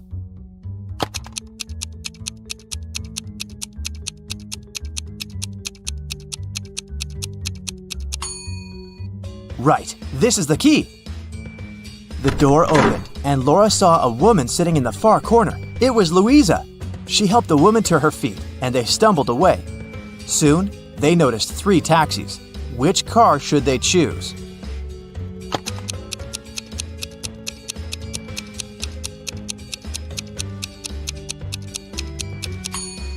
The first one doesn't have a license plate. That's suspicious. And the driver of the second taxi is the very woman who took Louisa away a week ago. She's wearing a fake mustache and a baseball cap, pretending to be a man. Laura and Louisa should choose the third taxi. But luck wasn't on their side that evening. The car broke down before they could get to Louisa's husband. They had to walk. There were 3 paths in front of them. One led to a swamp. Toxic gases were floating all over the surface of the water. The second road was filled with poisonous plants. And over the third path, the air was swarming with agitated wasps.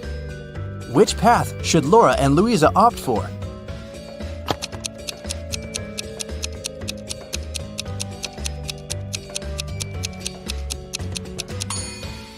The second.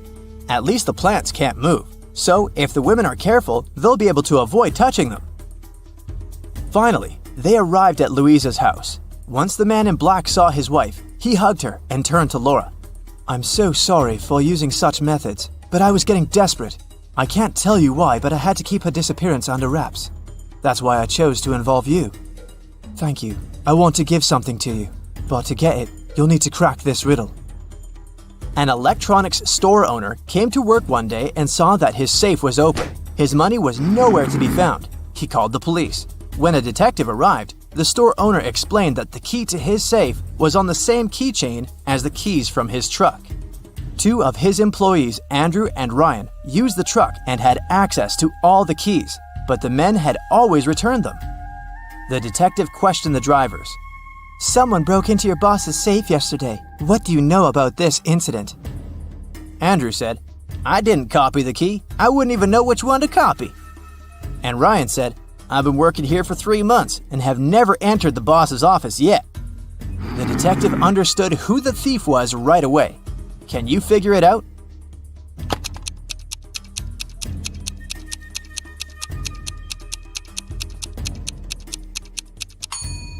Andrew stole the money. The detective didn't say how the criminal had opened the safe. Then how did Andrew know it? Laura got the answer right. The man handed her Cinnabon and a brand new smartphone, but it was protected by a password.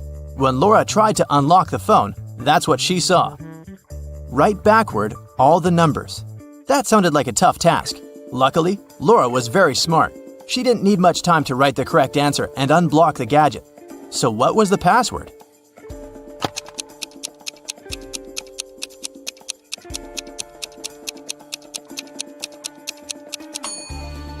SREBMUNEHTLLA. That's all the numbers written backwards. She couldn't believe her eyes. She'd been dreaming of this all her life, but to get it, she'd have to set off on a very unusual journey. These 3 handsome young men are brothers, identical triplets. Sam, he's very honest, and he always tells the truth. Bob always lies, and Alex is unpredictable. Sometimes he lies, but sometimes he tells the truth. Amy is the brothers' old friend.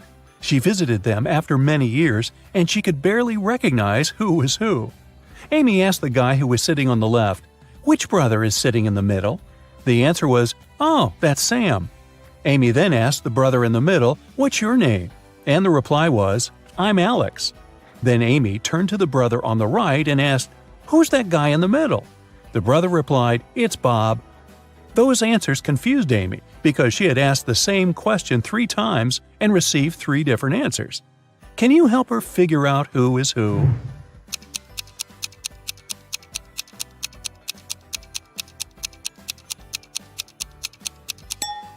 Sam always tells the truth, so the brother on the left cannot be Sam because otherwise he wouldn't be able to call someone else by his name. The brother in the middle cannot be Sam for the same reason. So the brother on the right must be Sam. And since we know he always tells the truth, the guy in the middle is Bob, and the brother on the left is Alex. Both Bob and Alex lied to Amy. No wonder she hasn't seen them in years. Daniel lent $100 to Alex, one of the 3 triplets. Sometime later, Daniel wanted to get his money back. One morning, he meets one of the triplets not far from his house. Daniel can ask him a 3-word question. Sam always tells the truth, while Bob and Alex always lie. What question should Daniel ask?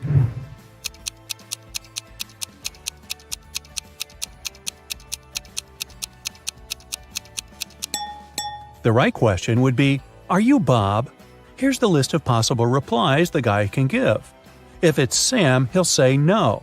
If it's Bob, he'll also say no. And if it's Alex, his reply will be yes. That's why, if Daniel hears yes, he can ask for his money. Sam, Bob, and Alex bought some chocolate candies. Sam gave Bob and Alex as many candies as they already had. Then Bob gave Sam and Alex as many candies as they already had. And finally, Alex gave Bob and Sam as many chocolates as they already had. Now, each of the brothers has 24 candies. How many chocolates did they have in the beginning?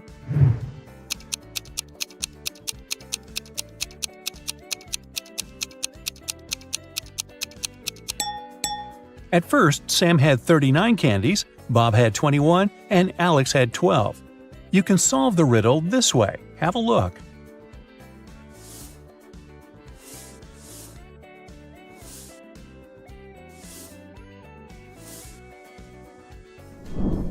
Bob leaves home and turns right 3 times.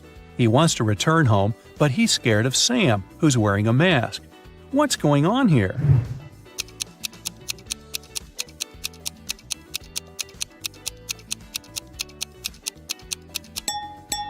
The guys are playing baseball. Sam wants to cross the Sahara Desert. This risky journey will take 6 days. But unfortunately, one man can only carry enough food and water for 4 days. Can you calculate the smallest number of other people that will need to help Sam carry enough food across the desert?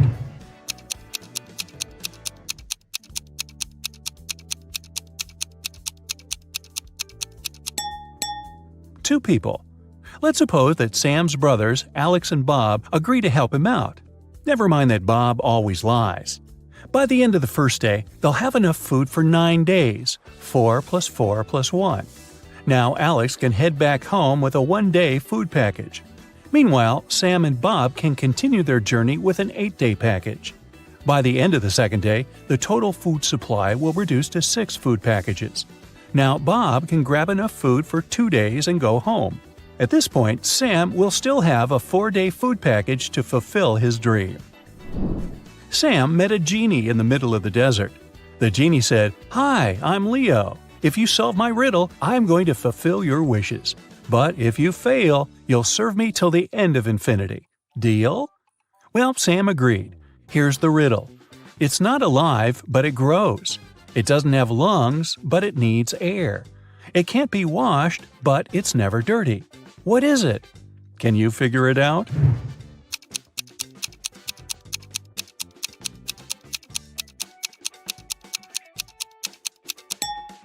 The correct answer is fire. First of all, Sam asked the genie for some cash. 9 rare and priceless gold coins appeared in front of the guy. Leo gave Sam balance scales and said, "These coins look absolutely identical, but one of them is fake. The fake coin is lighter than the rest. What's the smallest number of weightings you'll need to find the fake coin?"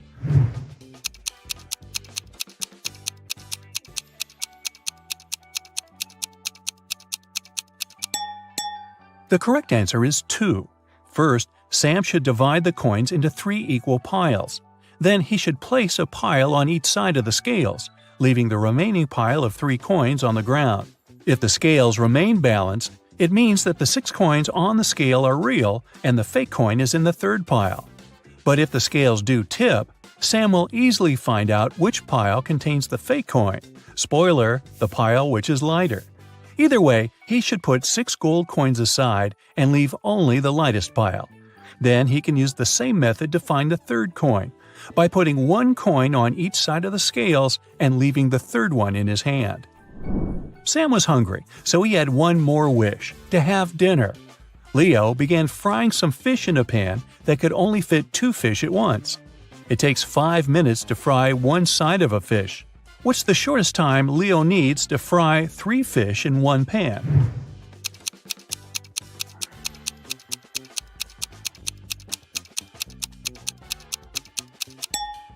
"15 minutes. Leo should put 2 fish in the pan and fry them for 5 minutes. Then he should take 1 fish out and then turn the other one over. After that, Leo should start frying the third fish. He should fry both fish for 5 minutes. The first fish will be ready, so he should put it away on a plate while turning the other over. Now, he should put the half-fried fish back in the pan and fry 2 fish for 5 more minutes. Voila! All 3 fish are now ready." Sam left the desert and decided to stay in this little village to get some rest. He wanted to get a haircut and a shave after his long journey. There were only 2 barber shops in this village. In the first shop, the barber was handsome with a neat haircut. He was well dressed, and the place looked tidy and clean. Meanwhile, the barber from the second shop was shabbily dressed. His hair was cut in a weird way, and his clothes had stains from last night's dinner. His place didn't look clean at all. Which barber shop should Sam go to, and why?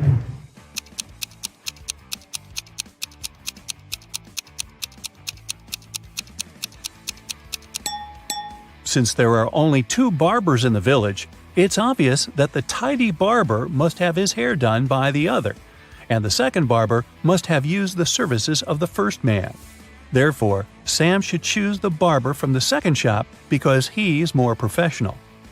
2 business partners, Rick and Frank, met in a restaurant. It was a hot summer day, so they ordered cold mint tea with ice. Rick gulped down 5 glasses of this drink during lunch. Meanwhile, Frank managed to drink only 1 glass. Soon after that, Frank fainted and fell to the floor. Doctors diagnosed severe poisoning, but Rick was feeling completely fine. The police found out that both glasses contained poison. How did Rick, who had drunk 5 glasses of this tea, avoid any consequences?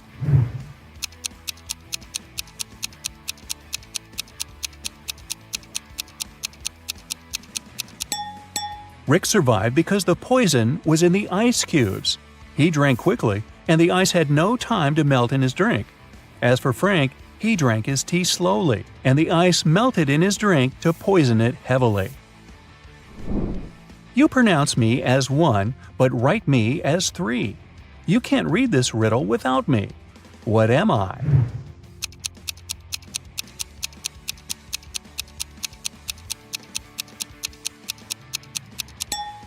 The correct answer is I. Bob bought a parrot from a pet shop and put it in a beautiful silver cage. The seller warned Bob that this parrot could give birth every 2 months, and it can deliver up to 5 babies at a time. How many parrots will Bob have in a year?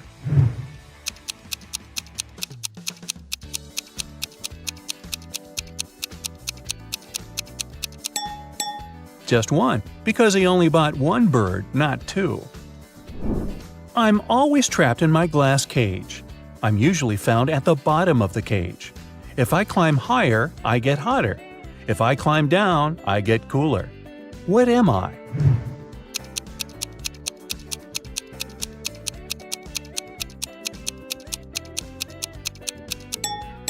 The correct answer is a thermometer. A father is locked up in jail. His wife has gone bankrupt. Their son has to sell his hotel in order to gain some money. Yet their daughter doesn't care and is happy. How can someone be so heartless?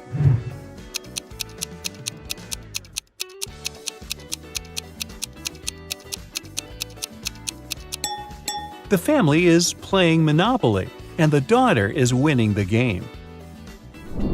We've arranged 10 coins on a table this way. Altogether, they form a triangle pointing upward. Can you invert the position of the triangle and make it point downward while moving only 3 coins?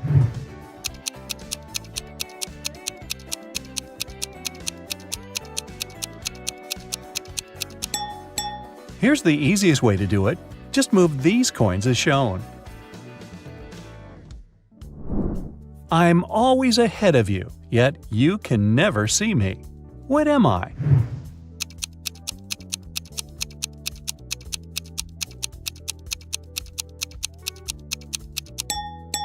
Tomorrow. Can you spot your name in this alphabet soup?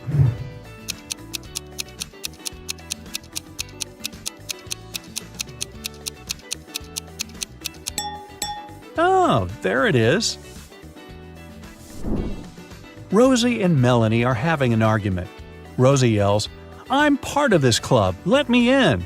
And Melanie replies, "Leave right now, you're not a member of our club." Can you figure out who's lying by just looking at this picture?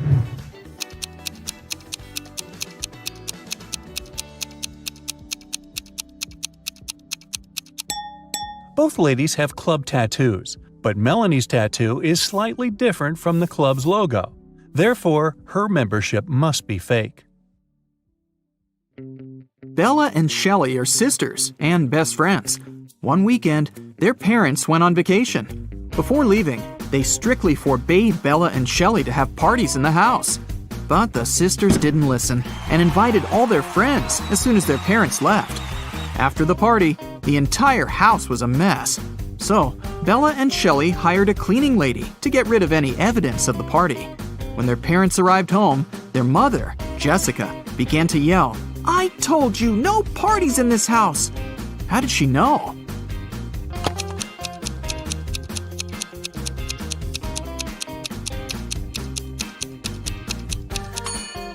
The house is too clean. There was dust on this glass vase when the parents left, but now it's fresh and clean. Jessica asked Bella and Shelley to mow the backyard lawn. None of the sisters wanted to do this annoying task. So, Shelley offered an easy way out. She put 2 cards in a hat and said, "I wrote mow on the first card and chill on the second. Pull a card and choose your destiny." Bella wasn't so naive. She suspected that Shelley was cheating and put both cards with mow written on them. But no one would believe her if she just tried to expose Shelley. And no one would look at the other card once her fate was decided. What should she do?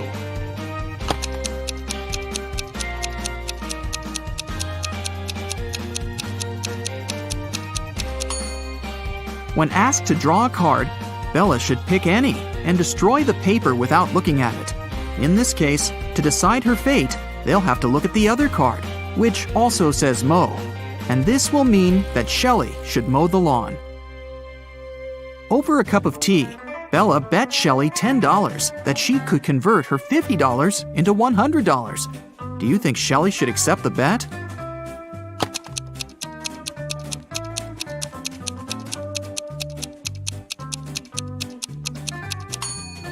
There's no logical reason behind accepting it. If Bella isn't able to convert the money, she'll lose the bet. But she has only $10 to lose. Meanwhile, Shelley is supposed to be giving her $50 from her wallet. Thus, even if Shelley wins the bet, she'll still lose $40. Bella and Shelley have a certain number of candies. If Bella gives 1 candy to Shelley, they'll have an equal number of candies. But if Shelley gives one candy to Bella, then Shelley will be left with half the number of candies that Bella has. Can you find out the number of candies they have right now?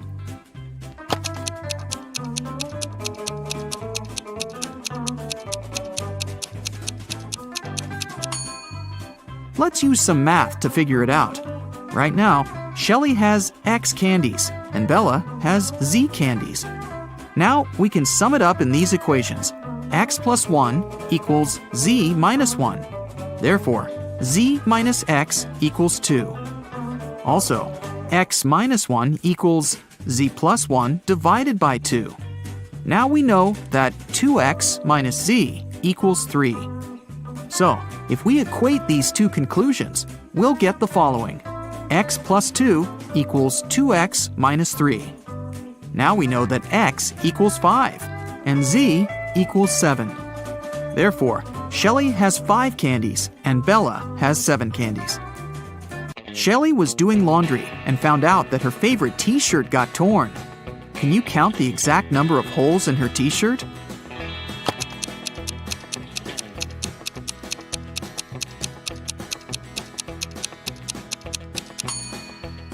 The answer is not 3 or 6, which most people must be guessing. The correct number of holes is 10.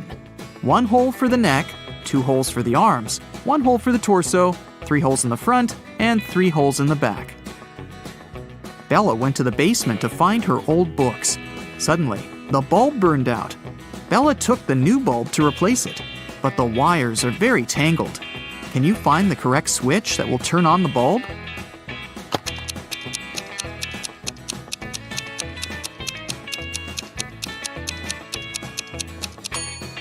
It's the red switch. The best way to get the answer is to start from the bulb.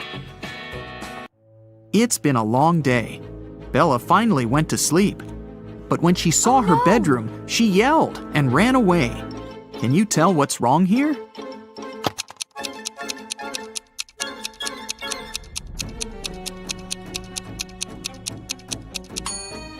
Did you notice this zombie? Bella ran to the living room and shut the door. Is she safe here?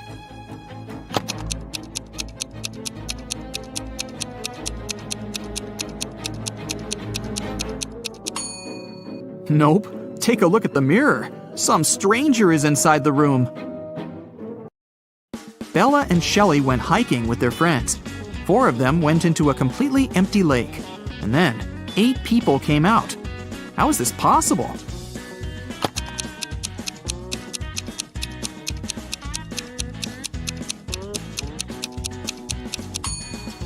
Four people were sitting on the shoulders of the other 4 when they were getting inside the lake. The guys made a stop to have a picnic. They began to play football. During their play, Bella's boyfriend, Rob, busted his lips and ears and broke a couple of ribs and thighs. However, he still managed to play a professional match the very next day. How can this be possible?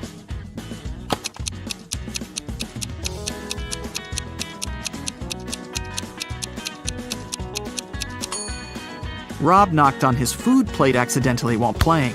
He had pig lips, ears, and ribs, along with chicken thighs. When he knocked on his plate, he busted his food. On the way home, the guys went through a field. They saw a cow. It walked 30 feet north, 30 feet east, 30 feet south, and finally walked 30 feet west. All this time, where was its tail pointing? Can you solve this mystery?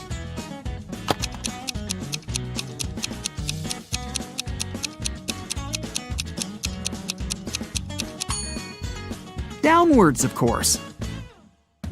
The guys rented 4 scooters in 4 different places and hit the road. They agreed to meet in a cafe at the gas station. Here's the map. Can you tell which scooter will reach the destination first?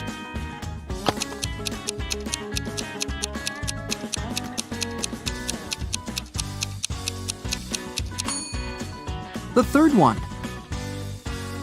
Bella and Shelley were trying to get the perfect gift for their father's birthday.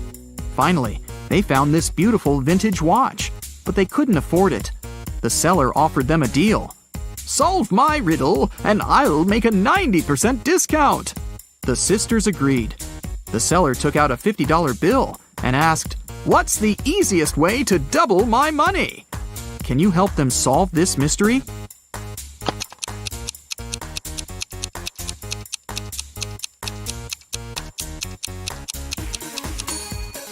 They should put the bill in front of a mirror. The sisters decided to have lunch in a cozy little cafe. The cook offered them tomato soup, mushroom salad, chicken wings, octopus, and mushroom pizza. Can you help them choose the safest food?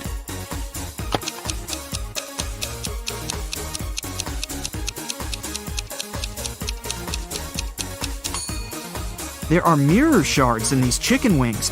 Probably not the healthiest option. I'm pretty sure those mushrooms are poisonous too.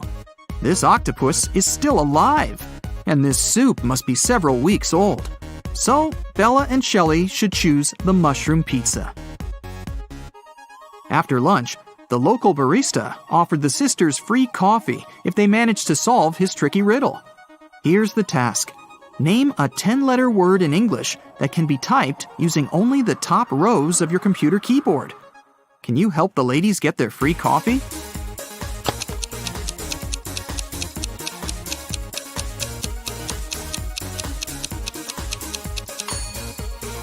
And the correct answer is typewriter. Great job! Shelley got a job at a restaurant. One night, a cook, a cobbler, and a doctor went to dinner together and asked Shelley to split the bill equally among them. When the bill arrived, it was for 4 people. How can this be possible?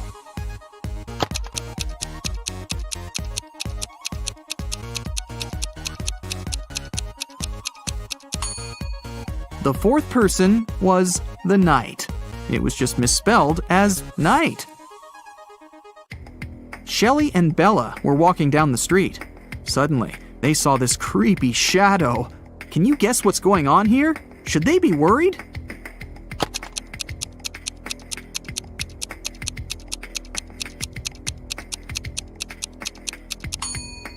Nope, it's Halloween. The guy is just walking around and scaring people in his witch costume. See, he's wearing sneakers. Shelley and Bella saw this mysterious magic shop sign and decided to go get some tarot readings. As soon as they entered the shop, a wicked witch locked the door and said, "I will make your biggest dreams come true if you crack my code. But if you fail, you'll stay here forever." Then she gave them the following clues. A. 981. One number is perfectly placed.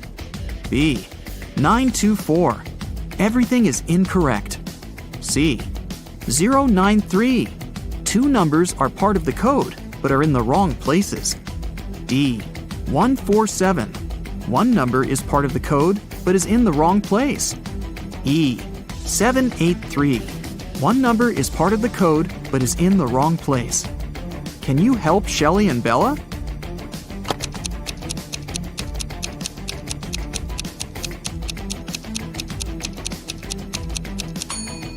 From clues A and B, we learned that 9 is not in the code. It also means that 8 or 1 is in the code for sure. According to clue B, we know that 9, 2, and 4 are not in the code. From clue C, we know that 0 and 3 are in the final code. Clue E tells us that 7 and 8 are not in the final code because we already know that 3 is. And clue D tells us that 1 is also in the code because 4 and 7 are not. So, the correct code is 301.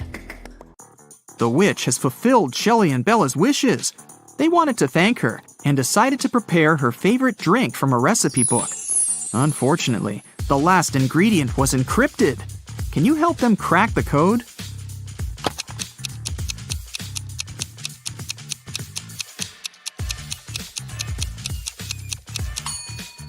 They should add a tear of a triton. After visiting the witch, Shelley met a handsome guy, Tom. They had a perfect date. Shelley couldn't believe that he was real. She thought it was an illusion created by the witch's spell. So she decided to test the guy's logical skills. She showed him this list and asked just one question. What do these words have in common? Can you help Tom?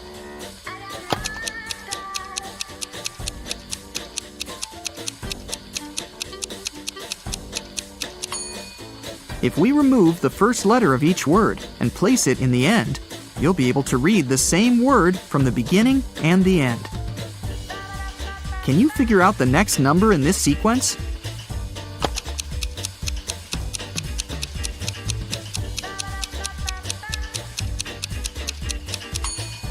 It's 2. To make the puzzle seem harder, all digits are placed apart. In fact, the sequence consists of 2 different sequences. The first one is 2, 3, 4, 5, and so on. And the second sequence is 9, 18, 36, 72, and so on. Now it's obvious that the next digit should be 2. Tyler is on his way to visit his grandma. She lives on the opposite side of the village. It's her birthday, and he wants to give her the cakes that he has prepared. Unfortunately, there are 7 bridges that Tyler needs to cross to get to her house. And there's a mermaid under every bridge. The mermaids always require payment from those who cross their bridges. Before Tyler can cross the bridge, he has to give the mermaid half of all the cakes that he's carrying. But since the mermaids are kind, each of them will give 1 cake back to Tyler. How many cakes should Tyler take from home to make sure that Grandma receives exactly 2 cakes?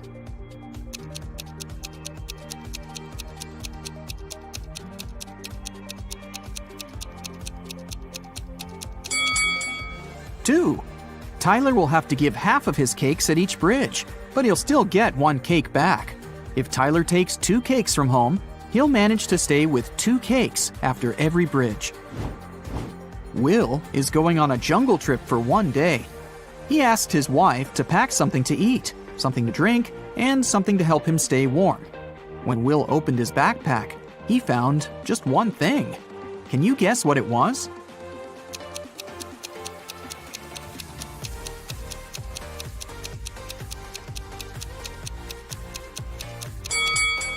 A coconut. Will can drink coconut water. He can also eat the coconut meat. And finally, Will can use the coconut peel instead of wood to warm himself up. Nina decided to play a quiz game. She kept asking the same question to everyone she met, and each time she got a different answer. Can you guess what the question was?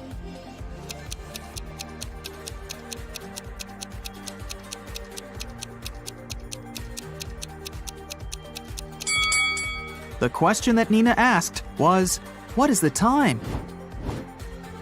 Take a look at this picture. Can you predict which tank will fill first?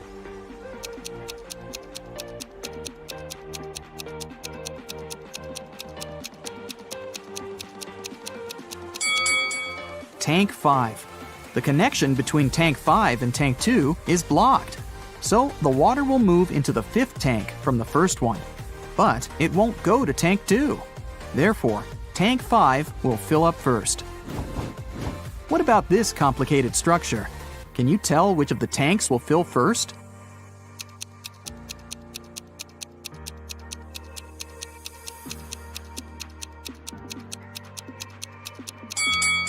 Okay, here's the explanation. Tank C is pretty tricky because it's blocked on the right side. So, the water will move to Tank J. And now, it will move to the right and go through Tank L. At this point, it seems pretty obvious that Tank H will get filled first, but that's wrong. It's blocked as well. So, the correct answer is Tank F. There is a wide field of corn. A fox finds its way into the field and starts running. Can you find out to which point the fox can run into the field?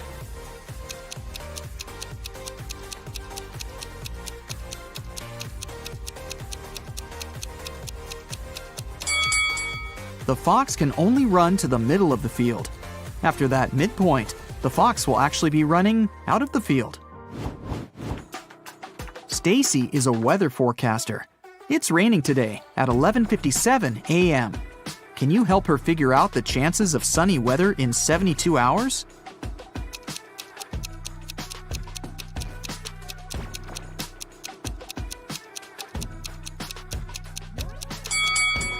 The chances are 0.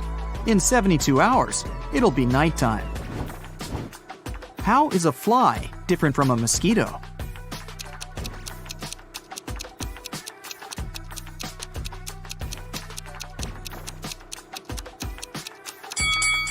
A mosquito can fly, but a fly cannot mosquito. This is Rick, and these three ladies are Melanie, Meg, and Millie. Melanie loves strawberry ice cream. Meg loves blueberry ice cream. And Millie hates ice cream. Can you find Rick's wife among these women?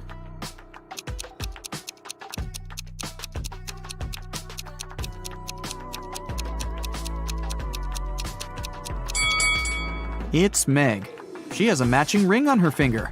Ice cream preferences don't really matter here. 1.5 guys eat 1.5 burgers in 1.5 hours. How many burgers can 9 guys eat in 3 hours?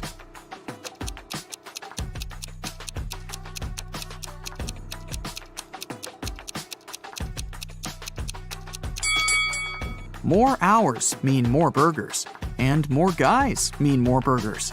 The time was doubled to 3 hours, and the number of people rose 6 times. Therefore, the number of burgers will be 18. Take a look at this arrangement. It consists of 15 matchsticks. How can you remove exactly 6 matchsticks to make 10?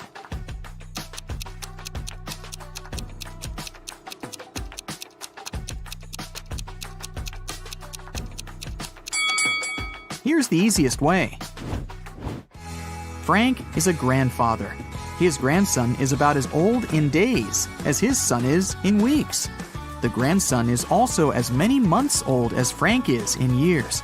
The sum of their 3 ages is 140 years. How old is Frank? Can you guess?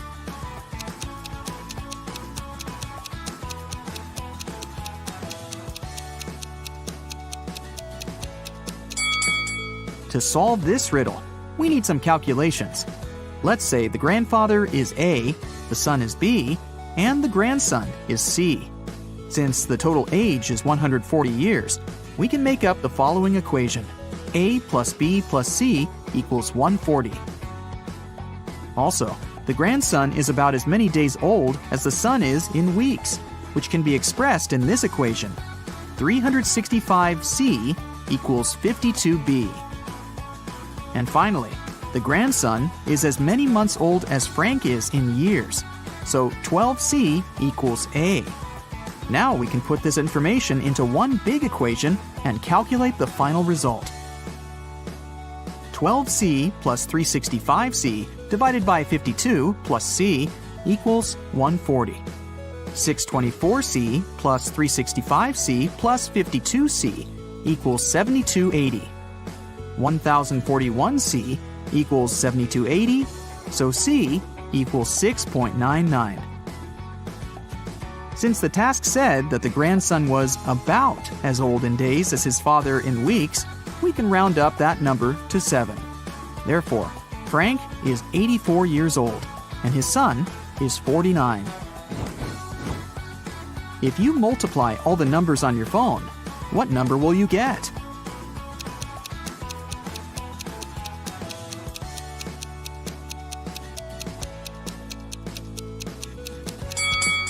Zero. Remember that multiplying any number by 0 always results in 0. Jerry and Sarah went hiking to celebrate their anniversary, but only the wife returned from the vacation. She went to the local police office and said, "Jerry got lost in the woods while I was sleeping in our tent." The sheriff arrested her, saying, "I've talked to your travel agent. We suspect that you're involved in Jerry's disappearance." Sarah didn't inform anyone about the trip. Why did the agent and the sheriff decide that she was guilty?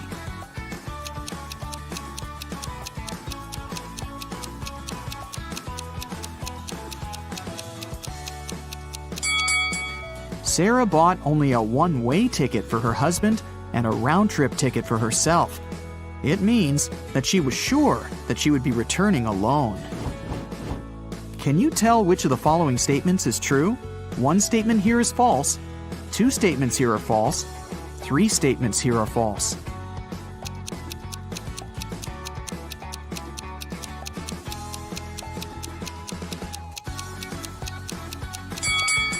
The second statement is true. 13 caves are arranged in a circle in an enchanted forest. Each of the 13 caves has treasures and gems. Every day, the cave's guards can move the treasure to an adjacent cave or can keep it in the same cave. Meanwhile, every other day, treasure seekers visit the forest and have enough time to enter any 2 caves of their choice. How can the treasure seekers make sure to find the treasure in the minimum possible days?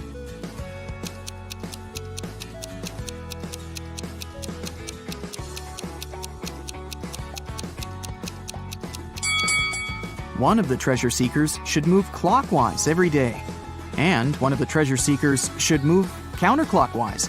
This way, they'll find the treasure in a minimum of 7 days. Alice was sitting in her hotel room. Suddenly, she heard a knock on the door. She opened the door and saw a creepy woman standing outside. The woman said, "Oh, I'm really sorry. I thought this was my door." Then she walked through the corridor to the elevator. Alice didn't know the woman. She locked her door and called the hotel security. Alice asked them to arrest that woman. Why did the woman seem suspicious to Alice?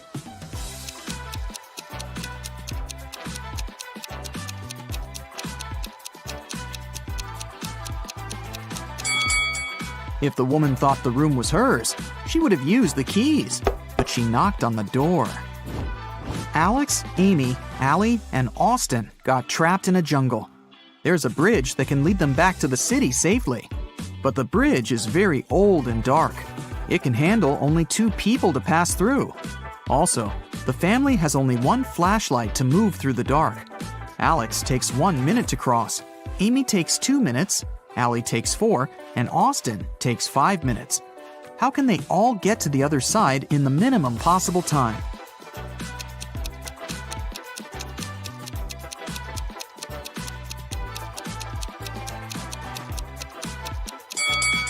Here's what they've got to do. Alex and Amy should go first. It'll take them 2 minutes. Then Alex should spend 1 minute going back to Allie and Austin. Now Allie and Austin should take the flashlight and cross the bridge. It will take 5 minutes. Then Amy should come back to Alex. At this point, they've already spent 10 minutes. And now, Alex and Amy will have to spend 2 more minutes crossing the bridge. And this is how all of them will reach the other side in 12 minutes. Stephanie is a college professor. A supervisor will be visiting her class tomorrow. The supervisor can ask the students any questions. They can be either easy or difficult. Stephanie will still have the right to decide which student will be giving the answer to each question. Stephanie wants to leave the best impression.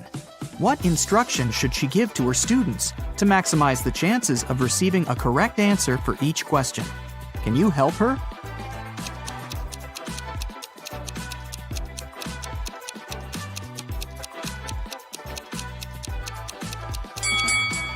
This task is pretty easy. All Stephanie needs to do is to ask all the students to raise their hands on every question. But those students who know the right answer should raise their left hand, and those who don't know the right answer should raise their right hand. This strategy will help Stephanie to get only correct answers. The supervisor will also be impressed because all the students will raise their hands. Molly and Polly are twins, but only one of them is a real police officer.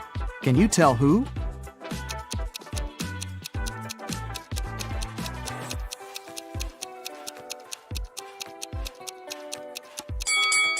Molly.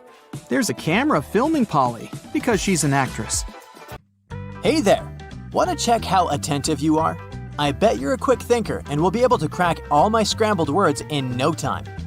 Remember to note down your score and share it in the comments at the end of the video. Level 1. Let's warm up unscrambling 4-letter words. And here we go. The first one.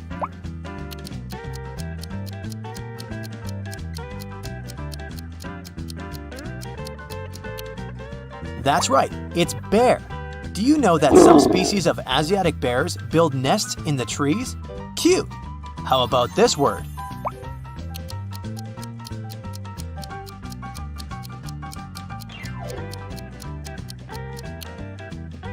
If you said cold, you're absolutely right. And in the coldest place on Earth, which is in Antarctica, temperatures drop to negative 128 degrees Fahrenheit. Can you crack this one?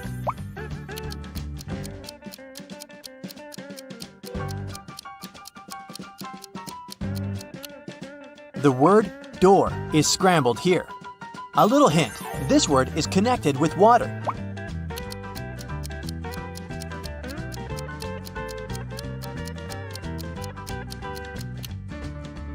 Yep, that's fish. By the way, the shark is the only fish that has eyelids and can blink. The next one.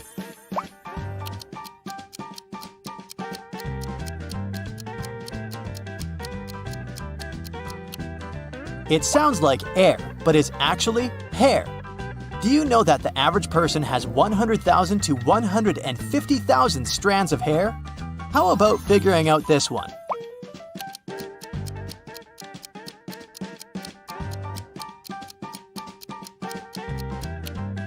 That's the word road. I've got another tricky word for you.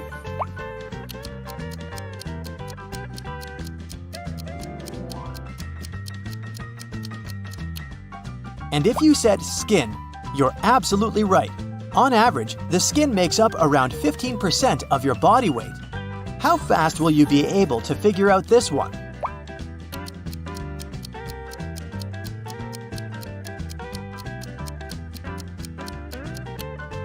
Right, the word year is hidden here.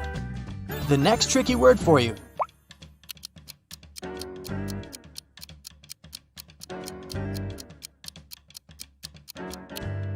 It says busy. And the next word is already lining up.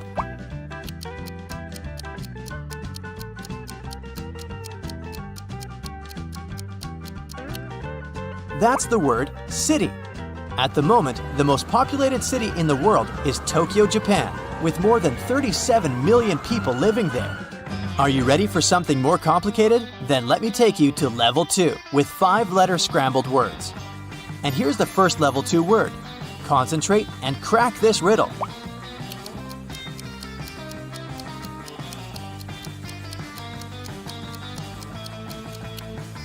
The word dream is hiding here. There's a theory that people started dreaming in color only after the invention of color TV. Do you think it might be true? The next word for you.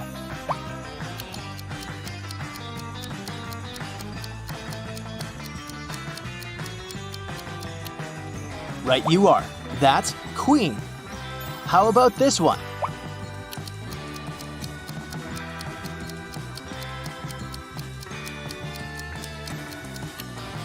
This is river. By the way, billions of years ago, there could have been rivers on Mars. I bet you won't be able to guess what word is hidden here.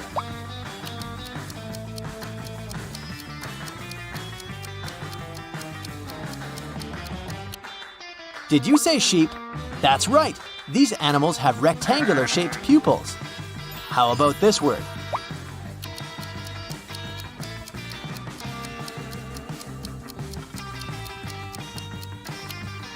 That's the word skill. The next word means something endless, something eternal. Oops, did I say too much?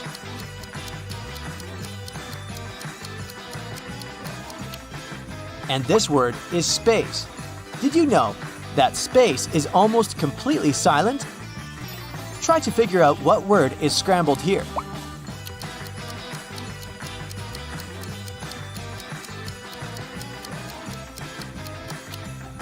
That's the word train. Fun fact, America's first steam locomotive lost a race to a horse. The next word for you to unscramble.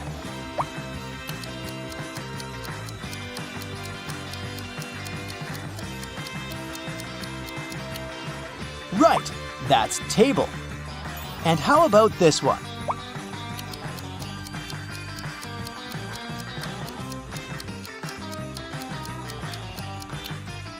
This is stone. In Death Valley, you can find sailing stones, rocks that are moving on their own, leaving long trails behind. The next word is a tricky one. Are you up for a challenge?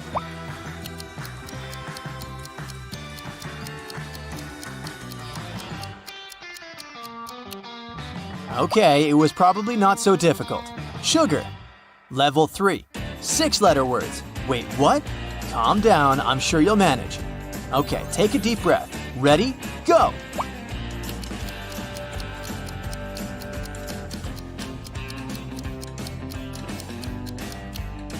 That's the word family. See? Not so bad. How about this one?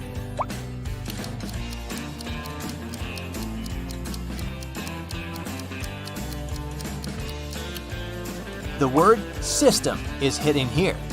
Let's see if you'll be able to figure out this word.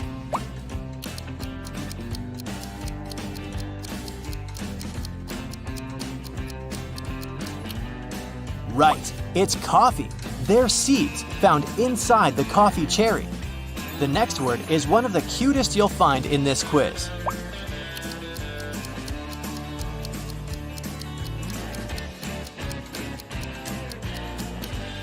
If you said kitten, you're absolutely right. All kittens are born with blue eyes because they don't have eye pigmentation until they're around 6 weeks old. How about this word?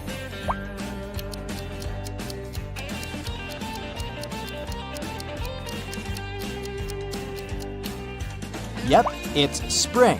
What's your favorite season? The next word is right here.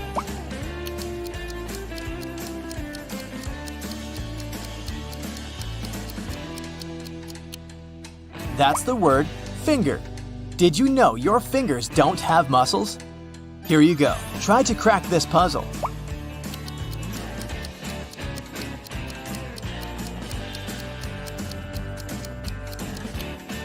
Was it tricky? That's cheese. Cheese takes up a mere 1/10 of the volume of the milk that is used for its production. This word has some connection to space, but enough with hints.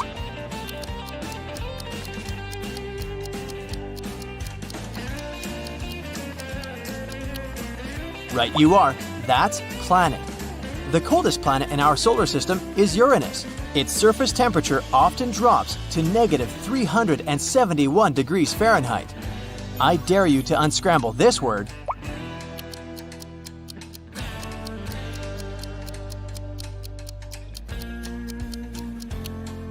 That's the word shower.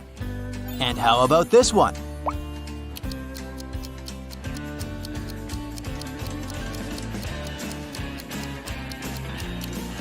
The word orange is hiding here. By the way, there are more than 400 varieties of oranges in the world. And the mind-boggling level 4. The trickiest words, the sweetest taste of victory. Okay, here we go. The first word.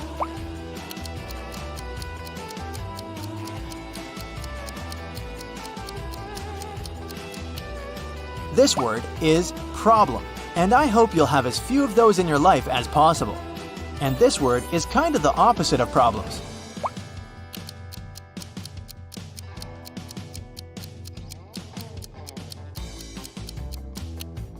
Did you say success? Right you are. Now a word from the animal kingdom. Can you guess this one?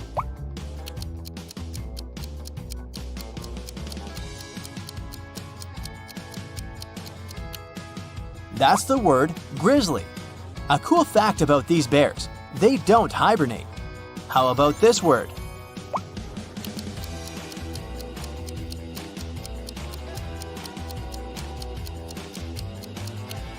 Did you see language hiding here? Specialists say there are more than 7,000 languages in the world. Okay, I bet this word will take you ages to decipher.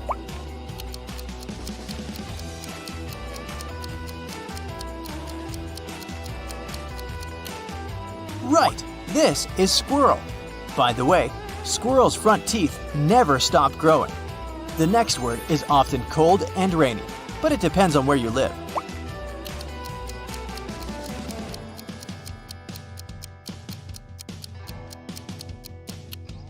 That's the month of November. Brr! The next thing can really help you out in November.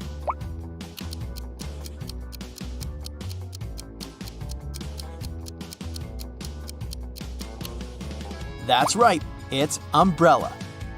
You're doing great, but will you be able to crack this one?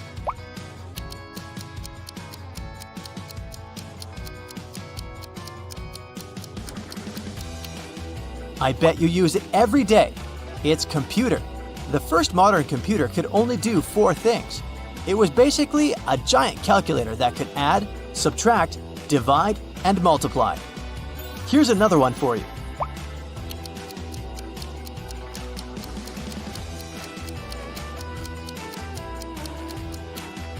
Yummy sandwich. The heaviest sandwich ever made weighed more than 5,000 pounds. If you ever found this thing, you'd be happy and probably rich.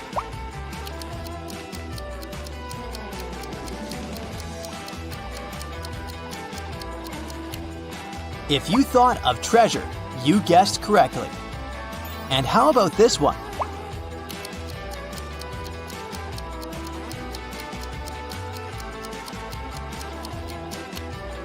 That's the word fortress. Aha! Today, Peter and Zach's dream has come true.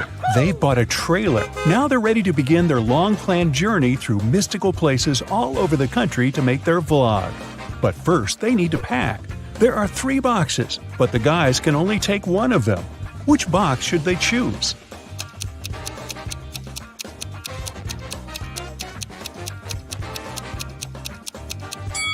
The first one.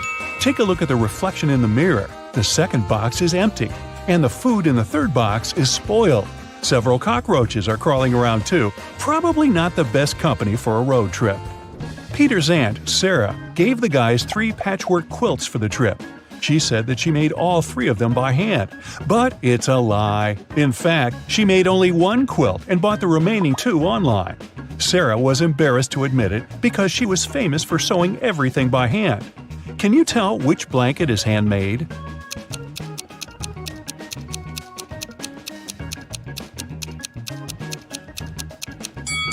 The third one. Look at this piece of fabric. It's identical to Sarah's skirt. She sewed these 2 items using the same material. Finally, Zach and Peter hit the road. They headed for the first spot. It was an abandoned library on a hill. Subscribers told the guys many ghost stories about this place. But our vloggers were skeptical and wanted to explore the building on their own. They walked around the library, recording videos and taking Polaroid pics. But they didn't meet any ghosts. When they returned to the trailer and looked through the pictures, they freaked out and locked all the doors. They left this creepy place as soon as possible. What scared them so much?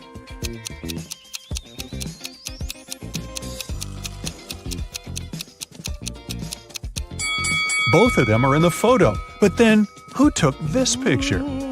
The guys made a stop at the local coffee shop to get some hot drinks. As soon as they came in, Peter grabbed his camera and started recording. Why?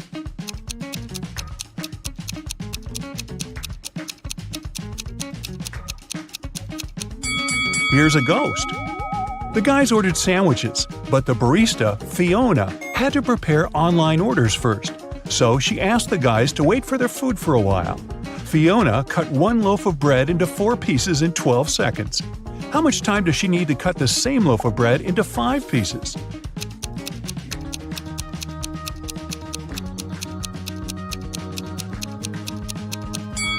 "16 seconds. To get 4 pieces of bread, she must make 3 cuts. If it takes her 12 seconds to make 3 cuts, it means she makes 1 cut in 4 seconds. If Fiona wants to cut the bread into 5 pieces, she needs to make 4 cuts. 4 seconds for each cut makes it 16 seconds in total. Oy, my head's spinning. Zach noticed a fortune teller shop in the basement. It could make great content for the vlog, so he went downstairs. But as soon as Zach entered the shop, all doors and windows disappeared. Wicked Witch offered the guy a deal. She had 2 identical cards. One of them had escape written on it, while the other said marry me. Zach could pick only 1 card. If he got the escape card, he'd be free. And if he picked the marry me card, he'd stay with this creepy witch forever. The witch didn't want him to have a chance to escape, so she wrote marry me on both cards. Zach anticipated that the witch would do so, but he still managed to win and escape. How did he do it?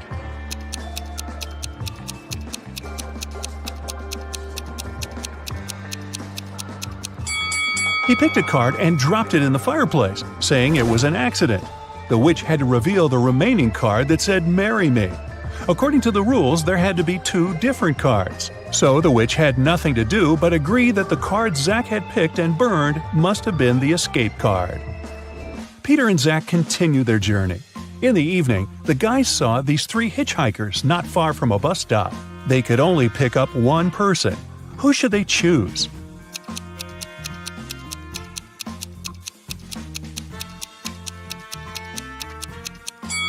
This pretty girl is a werewolf. Hey, look at her toes. She has already begun to transform because it's the full moon. And this harmless-looking elderly lady is a runaway criminal. Take a look at the poster hanging at the bus stop. It's her portrait. As for the guy, he looks pretty harmless. Yeah, his clothes are indeed stained with something red, but that's just some paint because he's an artist. Look, there are art supplies in his backpack. The artist, whose name was George, told the guys about another interesting, mysterious place. The locals called it the Haunted House. 1 week ago, George heard strange screams coming from inside. He went to check the house. A minute later, he ran away screaming. What scared him so much?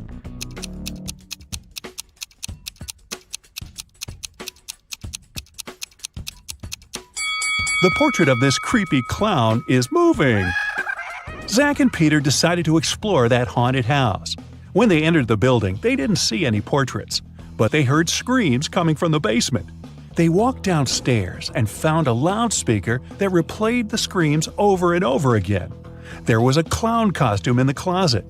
Zach and Peter found 3 suspects among the neighbors and asked them just one question. What did you do 1 week ago? Mr. Daniel said, I was on vacation in Spain for 2 weeks. We came back yesterday. Jessica said, I have very sensitive skin. I wouldn't spoil it by wearing a clown mask. As for Henry, he said he had been preparing for his tests at college 24/7. Who is lying?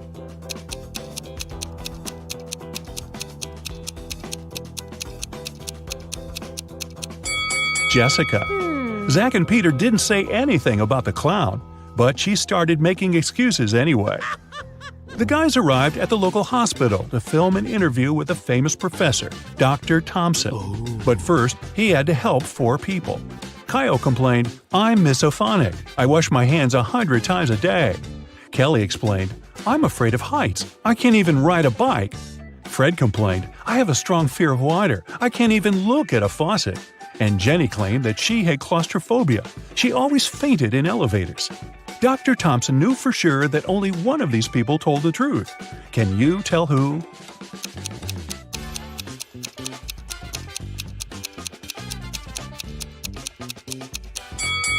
Fred can't be afraid of water. He has an aquarium with fish in his house. Jenny lives in a tiny van, so she can't have claustrophobia.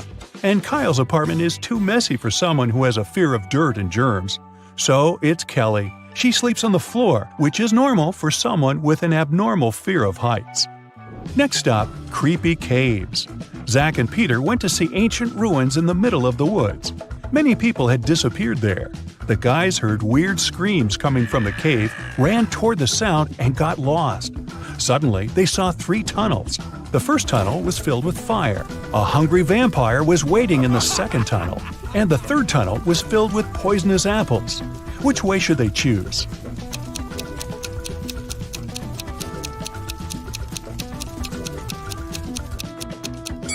The third tunnel is safe. The guys don't have to eat those apples. After their epic adventure in the cave, Zach and Peter went to the supermarket to buy some groceries. I'm guessing the apples made them hungry. Can you see a ghost in this room?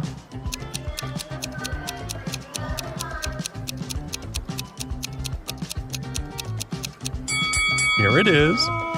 Peter and Zach found out that people had seen some zombies in this abandoned town. So they decided to make a stop there and check for themselves.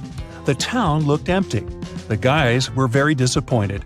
But suddenly, a crowd of hungry zombies popped out of nowhere and started chasing them. The guys ran into a hospital and locked the door. Zombies began breaking the door down. Luckily, a helicopter with a rescue team arrived quickly. It was going to land on the roof. Zach and Peter needed to get there as soon as possible. Help them find the shortest way.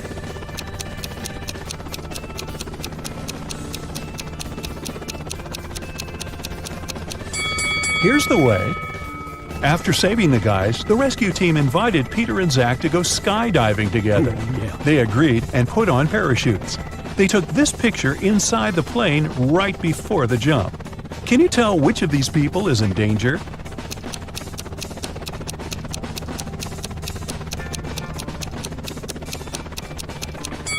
This man over here, he's wearing a regular backpack instead of a parachute. The guys made a stop on the shore of a famous, mysterious lake. They went fishing.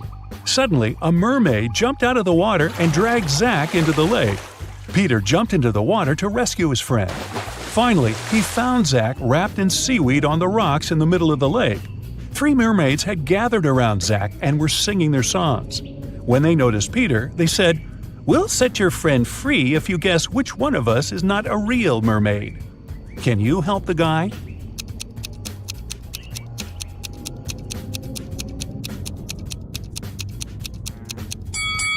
This lady over there, her tail isn't real. Sometime later, Peter's aunt, Sarah, called them. She was very upset. She found out that she had left her diamond ring in the guy's trailer. Peter found the ring and said, "No worries, we're going to send it back to you." But there was a problem. If he sent it by post without locking the box, the ring would be stolen. Both Peter and Sarah had some locks, but neither of them had the key that would open the lock of the other. Still, they managed to make it work and Sarah got her ring back. How did they do it?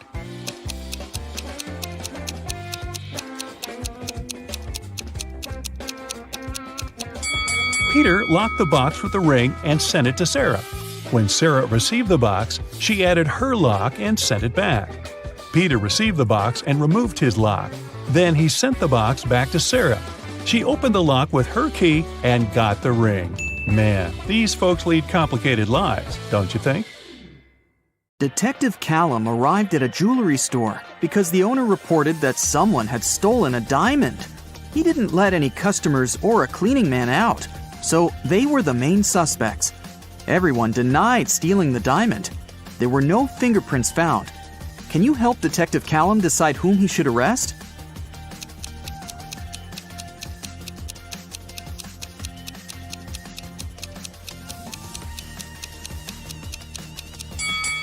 He should arrest the man and the woman wearing gloves.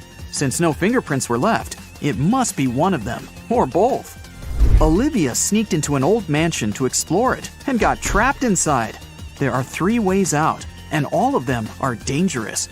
Behind the first door, the roof and the floor are made of magnifying glass, and the sun would burn anyone who enters. Behind the second door, there's a dangerous doll with knives that can come to life at any moment. Behind the third door, there's a room filled with poisonous gas that makes anyone's skin melt. How can Olivia escape safely?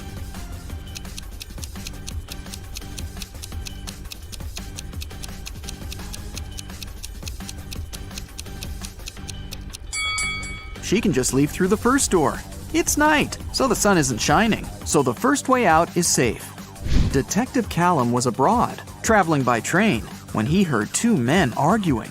One of them, Hendrix, was blaming the other, Brian, for trying to steal his suitcase. Their suitcases looked exactly the same, and Brian claimed that he had just confused the 2 by accident. Detective Callum asked both men to open their suitcases. Do you think it was an accident?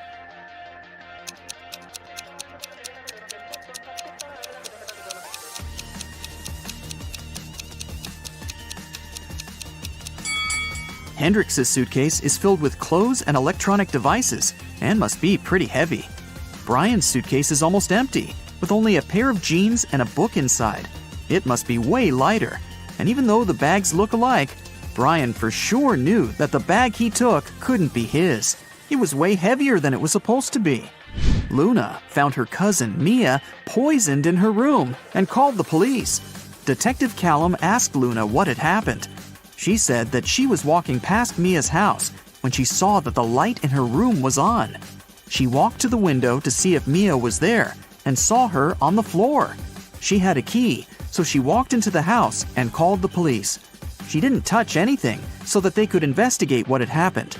Detective Callum arrested Luna. Why?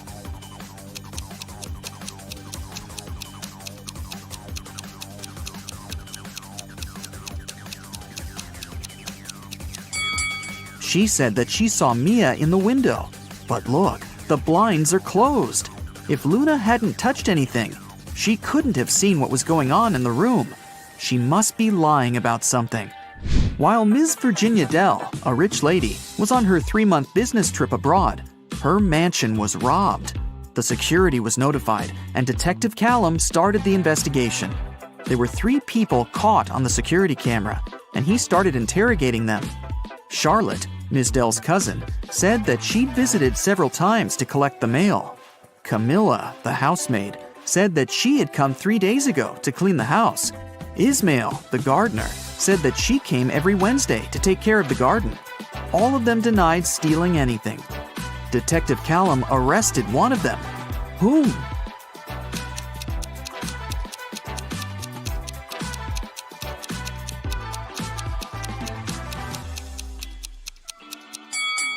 Camilla, the housemaid. She said that she had cleaned the house 3 days ago. But look at the house. There's dust and dark stains. It doesn't look like the house has been cleaned recently, so she probably lied. Abigail stayed late in the office because she had a lot of work to do. She left the room to get some snacks and a coffee. Half an hour later, she returned and found out that someone had stolen her wallet, so she called the police. Detective Callum interrogated 3 people who were still in the office. Noel, the cleaning man, said that he had been cleaning another floor and had never stepped into Abigail's office that day yet. Sonia, the accountant, said that she had been talking on the phone with her mom. Sean, a regional manager, said that he had been in his office flooded with work. Who stole the wallet?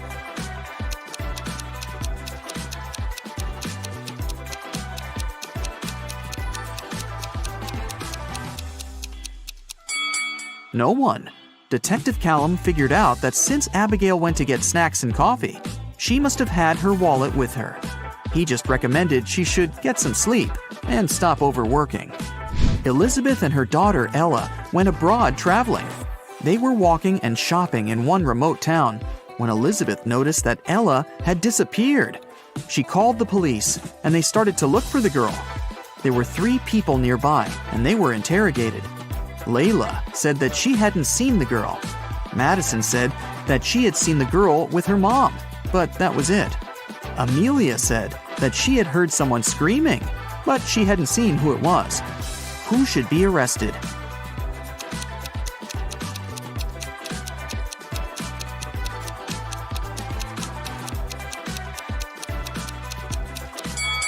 Layla. Look, she's carrying Ella's purse. Gideon had a girlfriend, a sister, and 2 cousins. Figure out who Gideon's sister is if the cousins are saying the truth and the sister and the girlfriend are lying. Chloe. E is his girlfriend. Ruby. Chloe is lying. Skylar. Ruby is lying. Lily. Skylar is not his sister.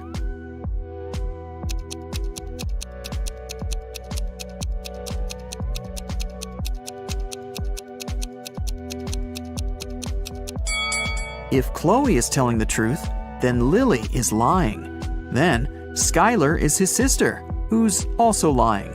So Ruby must be telling the truth, which contradicts that Chloe is telling the truth. So Chloe is for sure lying. Then Ruby is telling the truth, and Skylar is lying. So Lily is telling the truth. 2 liars are Chloe and Skylar, and they're Gideon's girlfriend and sister. Lily says that Skylar isn't his sister. So Skylar is his girlfriend, and then Chloe is his sister. Scarlett just moved into her new apartment 3 days ago. One evening, she was reading before bed when she heard a knock on the door. She opened the door, and there was a confused man who said, "Oh, I'm sorry. I just moved in here earlier today, and I thought it was my apartment. Once again, sorry, and good night." Then he left. Scarlett didn't believe that it was just a mistake and reported the man to the police. Why?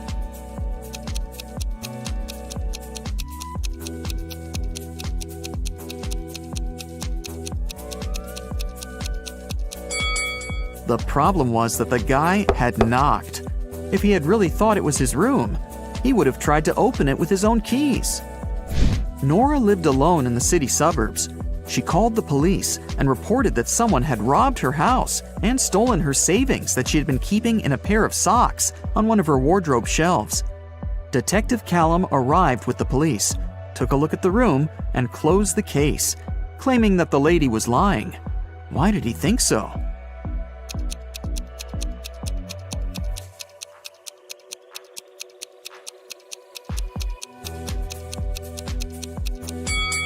The room was absolutely clean.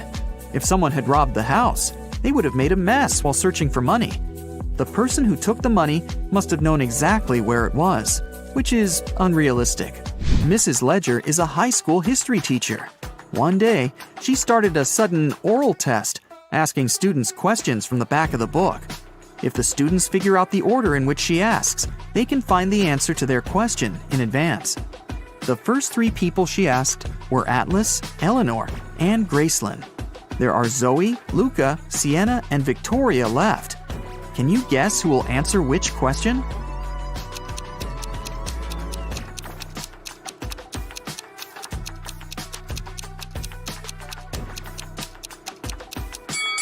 Mrs. Ledger is asking students in alphabetical order. So, up next is Luca, then Sienna, then Victoria, and Zoe. Another day, another test. Once again, Mrs. Ledger is asking students. This time, the first ones to answer were Zoe, Luca, and Atlas. In which order will she ask the remaining students?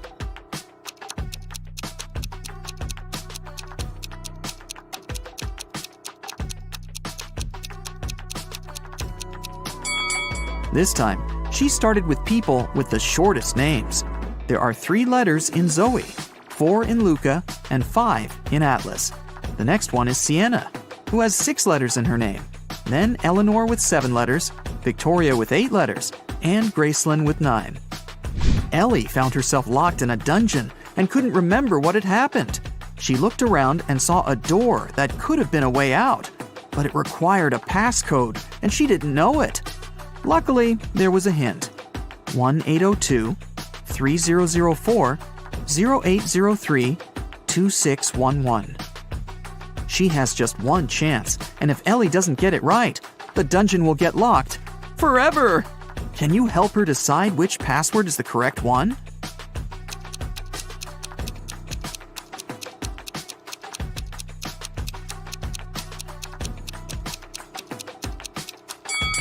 Take a closer look.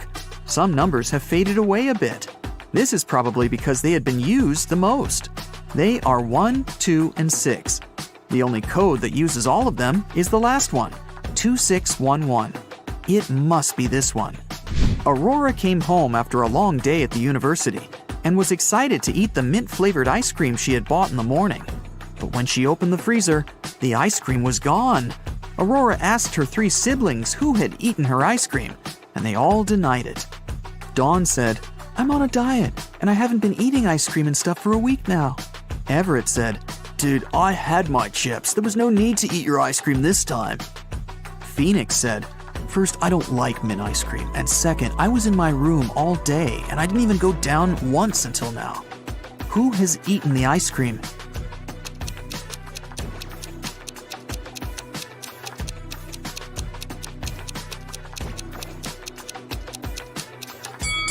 It was Phoenix. Aurora never mentioned the ice cream flavor, but he still knew it.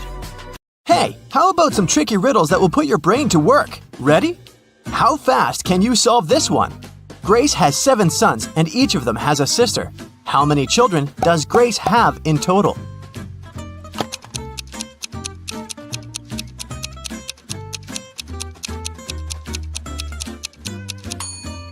The answer is 8.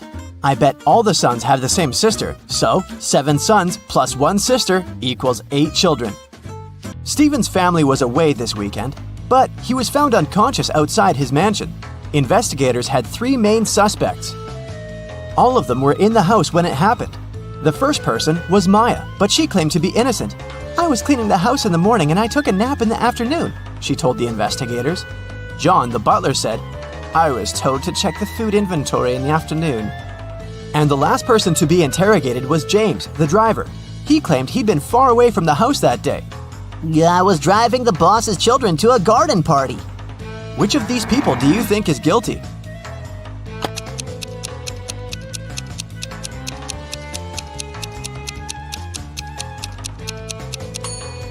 It was James. All family members were away that weekend, so his alibi can't be true. What English word has the same pronunciation even after you take away 2 of its 3 letters?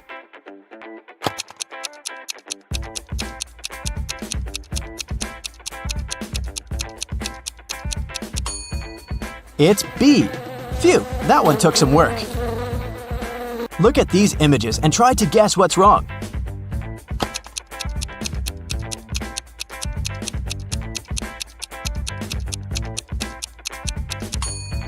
Duh! In the last picture, the woman is trying to eat soup with a fork. Like that would work. On a lazy Sunday afternoon, 7 friends decided to go to the mall. Esme, Evelyn, and Elise grabbed a cup of coffee each, while Ava, Ella, and Emma decided to drink some refreshing soda. Using this logic, can you figure out if Esther chose to drink coffee or soda?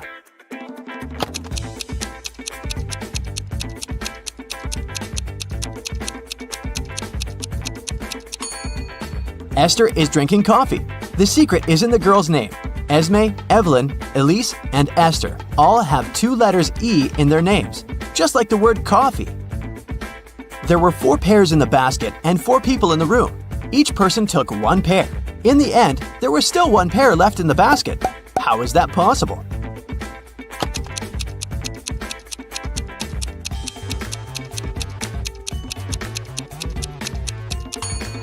The last person took a pair that was still lying in the basket. Mary's birthday was coming up, and she decided to treat herself to a relaxing day at the spa.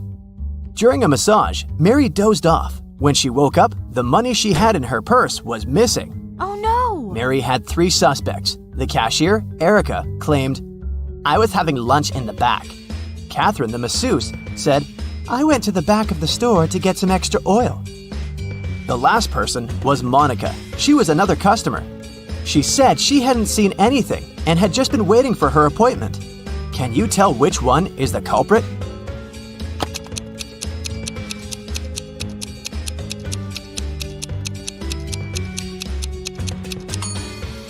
The thief is Catherine. She must have waited for Mary to fall asleep and then took her things. Look at the money hidden behind the oils. Hey, it's time for a hair appointment to trim those split ends. But in this scenario, there are only 2 hairdressers in town who can cut your hair. This guy or this girl. Which one should you choose?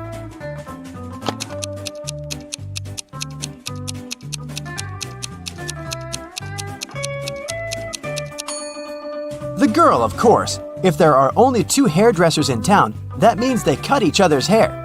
And judging by the haircut the guy gave the girl, it looks like he doesn't really know what he's doing. If a rooster lays an egg on top of this cabin, in which direction will it roll?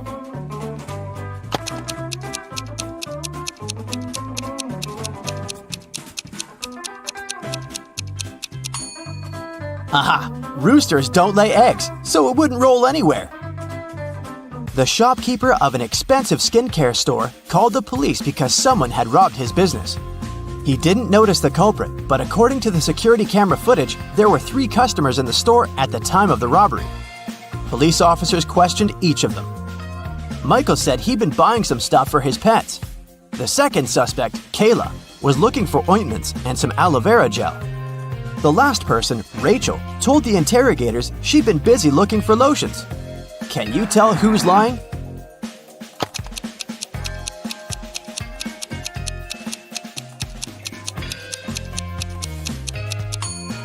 Michael is the culprit. The skincare store doesn't sell pet products. Duh.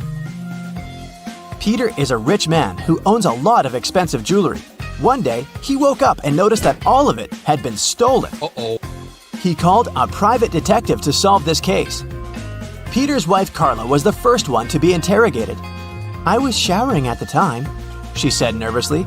Bianca, the housekeeper who had been working for the family for years, was not in the house. She said, "I was cleaning the garage." The last suspect was Barb, the house chef. I was making lunch for the family, she told the detective. Can you tell who stole the jewelry?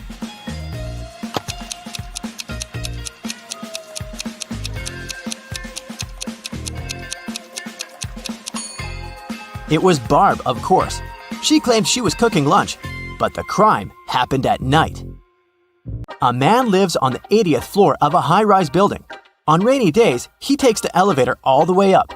But on sunny days, he only takes the elevator halfway to his floor. And then, he takes the stairs the rest of the way. Why does he do this?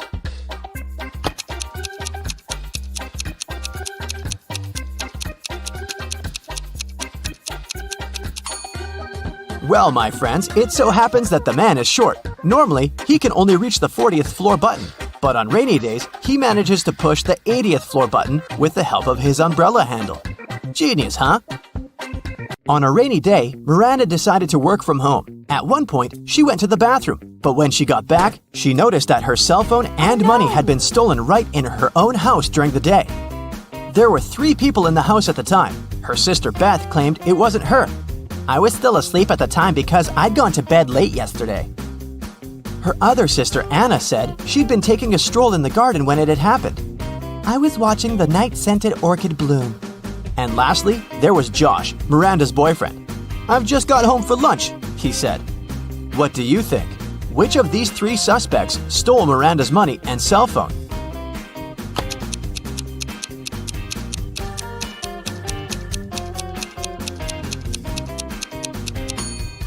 Anna is the culprit, of course. Night-scented orchids only bloom at night, so she probably sneaked in and grabbed Miranda's things while the girl was away. A farmer rode into the village on Monday. He stayed in the village for 4 days and rode out on Monday. How is that possible?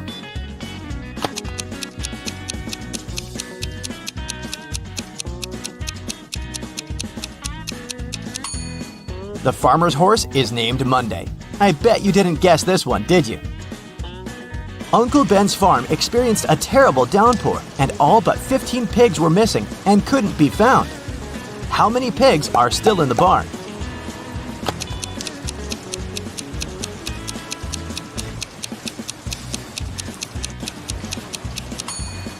If you said 15, you got it right. So, there are 3 important rooms in a house. The first one is a library full of rare books. The second room stores piles of money and gold. And the third room has boxes full of expensive jewelry in it. In case of a fire emergency, in which room will the police try to extinguish the fire first?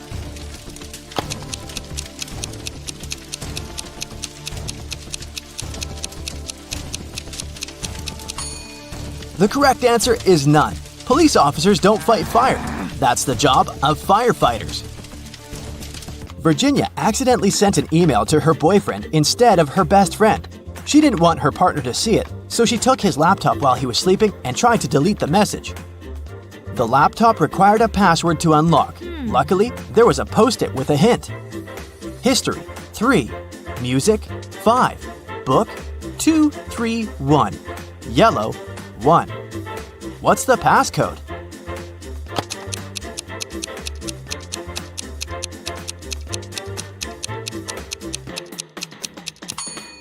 Each number indicated the letter Virginia had to select in the corresponding word. The third letter in history is S.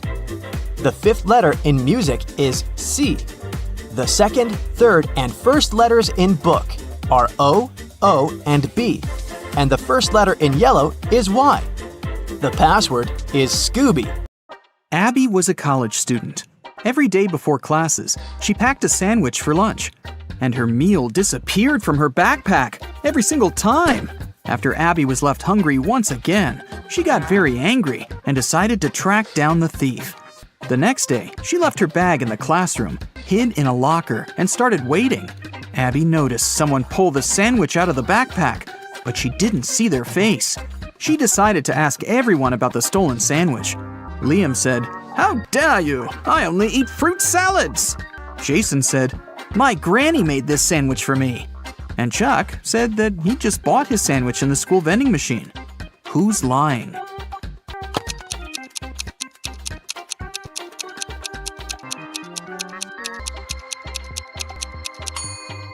Abby didn't have lettuce in her sandwich, so it must be Jason who stole it. Abby passed her first test in college and decided to throw a party. She invited all of her friends. That was also the evening when Abby found out that one of them wasn't human. Can you tell who?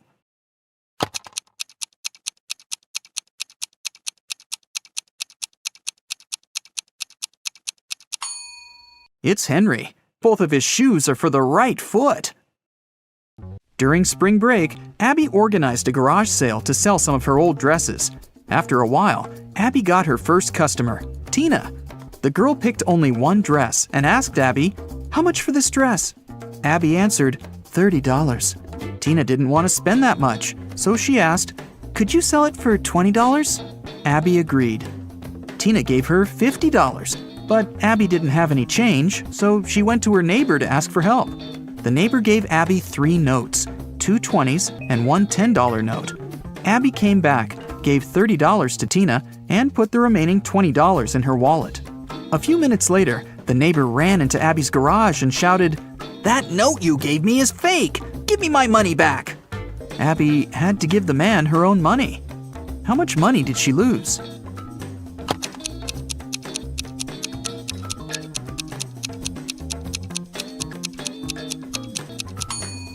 Well, firstly, Abby gave away the dress for free, and its full price was $30 before the discount.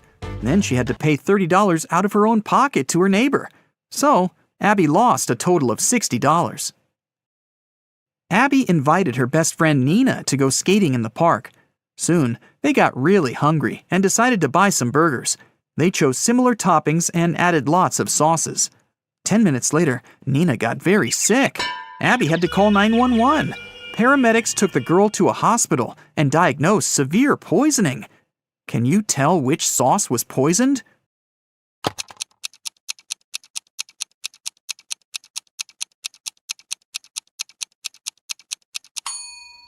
This one. Abby didn't use any garlic sauce. When Nina got better, Abby took her for a walk. They spotted the spookiest house in the neighborhood and decided to check it. That was a big mistake. When they got inside, the door behind them suddenly disappeared. Now they have 3 ways out. There's a zombie behind the first door. A creepy vampire is waiting behind the second door. And there's an angry ghost behind the third door. Which way is the safest?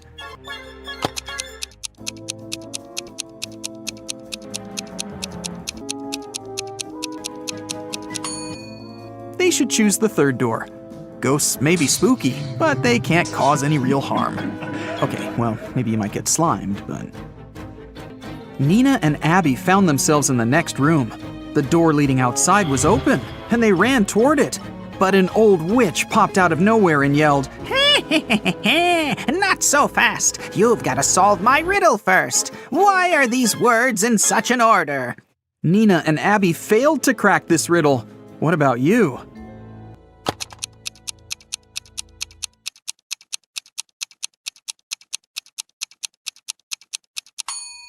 Here's the correct answer. The words rhyme with 1, 2, 3, 4, and 5. That's why they're in this order. The witch teleported Nina and Abby to her basement, but the girls didn't give up and found 3 ways out again. The room behind the first door was filled with toxic gas. It was extremely harmful to their lungs and skin. There was a 300-pound weight above the second door. It'll crush anyone or anything that steps inside. And a hungry tiger was waiting behind the third door. Abby and Nina hesitated for a while and made the right choice. Which door did they choose?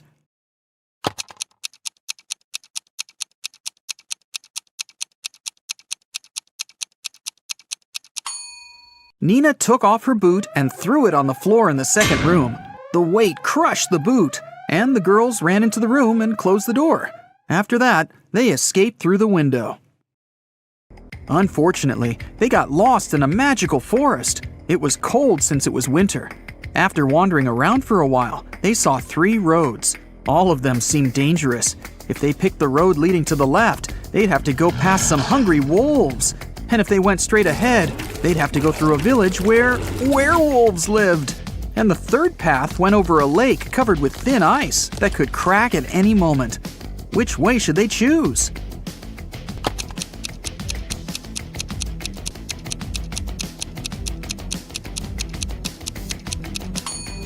They should follow the second path. Look at the sky. It's a new moon, and werewolves are only dangerous during a full moon. Nina and Abby got home safely. But someone had burgled their apartment while they were absent. They called the police, and they questioned 3 neighbors. Jeff said, "I was away all weekend, fishing with my friends." Holly said, "I didn't leave my home. I was painting the walls in my apartment all weekend. I love bright colors, you know." And Lucy said that she'd been singing karaoke with her friends and hadn't heard anything suspicious. Who's lying?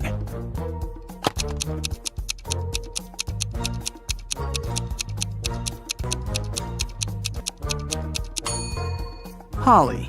The walls in her apartment are mostly white, but she said that she painted them in some bright colors. Nina got a job in a bookstore. On her first day at work, she found a vintage watch on the floor. 3 people came over to claim it. Kevin said that he'd bought this watch when he got his first salary many years ago. Violet said that she'd inherited the watch from her grandfather. And Dylan said, "This watch is priceless. My wife gave it to me for our 5th anniversary." Can you tell who owns this watch?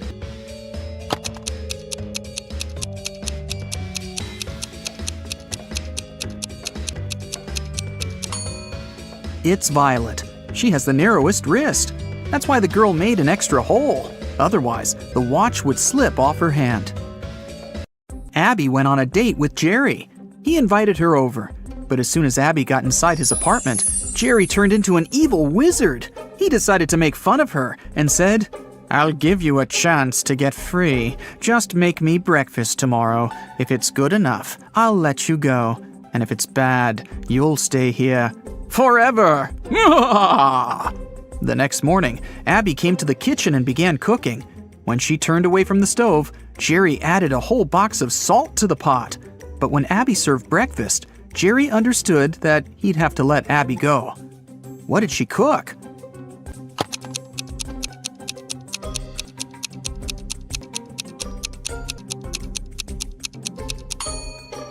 She cooked boiled eggs. Abby got a new job. She had to assist a railroad supervisor. One day, they faced a huge problem. A faster train was approaching a slower one. According to the schedule, the slower train had to let the faster train go first. Abby offered to use an auxiliary railway line, but it was too short for the slower train. Abby didn't know what to do, but finally, she found the solution. What did she realize?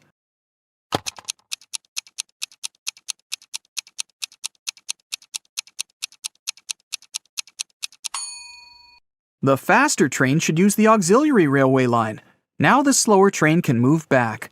When the main railway line is free, the faster train can go first. Abby got a note which said that a vampire family had moved into one of the houses in the neighborhood. Abby wanted to find evidence that vampires didn't exist. She found the street she needed. There were 3 houses there. Which house looked suspicious?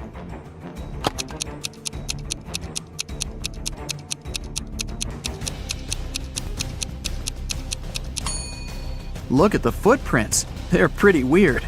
They lead to and from houses A and C. It means people must come and leave these houses. As for house B, the footprints only lead inside. So this must be the vampire's house. Abby told Nina about her adventures, but her friend didn't believe her. So the next night, Nina decided to go into the house on her own. Once she walked through the door, it got locked behind her back. Nina wandered around and found 3 doors. They looked the same, but the symbols on them were different. Suddenly, a creepy voice announced, "The only way to escape safely is to exit through the 5th door." "The only way to escape safely is to exit through the 5th door." But there were only 3 doors. Which door should Nina choose?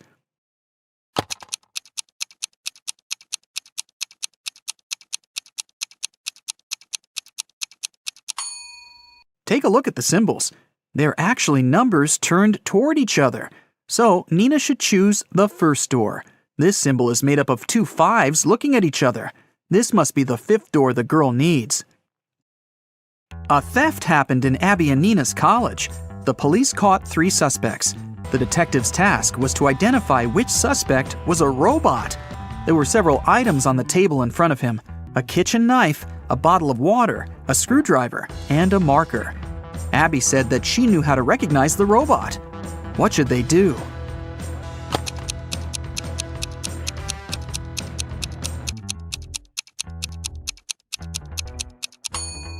The detective should ask each of them to drink water from the bottle.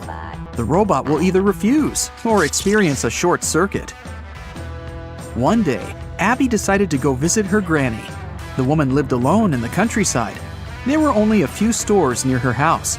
There was nowhere to go and no one to talk to.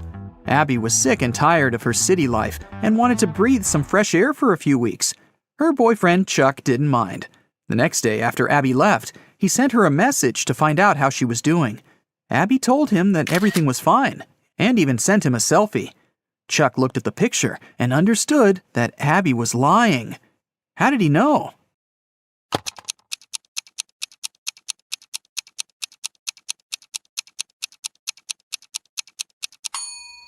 Take a look at the car. There's a movies sign reflected in the windshield.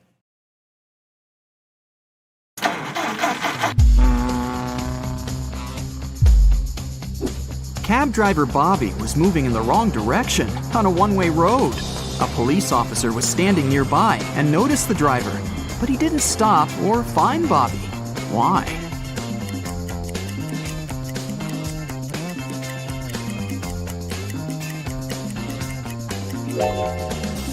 Because Bobby was going on foot.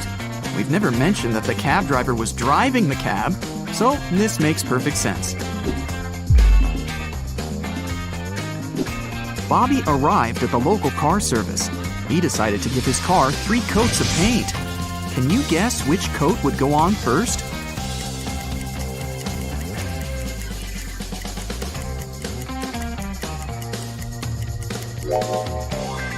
The second, as it's the only coat that can go on the first coat. The mechanic told Bobby, "Hey bro, I'm gonna give you a discount if you manage to crack my riddle. So listen carefully. They are the 5 precious gems of an everyday sort, and all can be found on a tennis court. What are they? Can you solve this mystery?"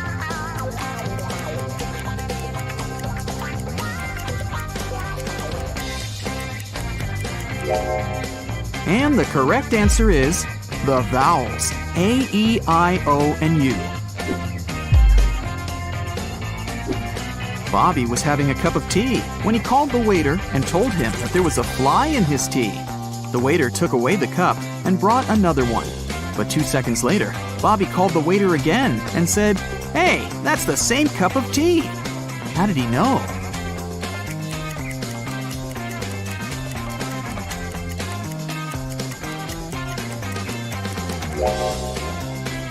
Bobby had already put sugar in his tea. Bobby's friend Bill joined him during lunch and offered a bet. "If you solve my riddle, I'm going to pay for food. But if you fail, you're the one to pay." Bobby liked riddles and agreed. Bill put some matchsticks on the table and said, "Okay, here's the task. I've arranged matchsticks in a grid so that the first and second row, as well as the first and the third columns, contain 12 matchsticks each. Can you remove 4 matchsticks and rearrange all the remaining ones so that we're still left with 12 matchsticks in the first row, the second row, the first column, and the third column? Can you help Bobby save some cash?"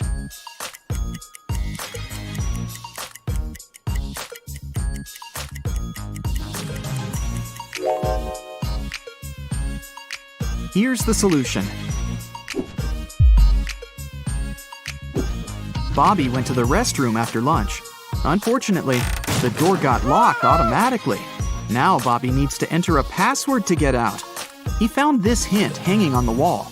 "A word I know, 6 letters it contains. Subtract just 1, and 12 is what remains. What am I?" Can you crack the code?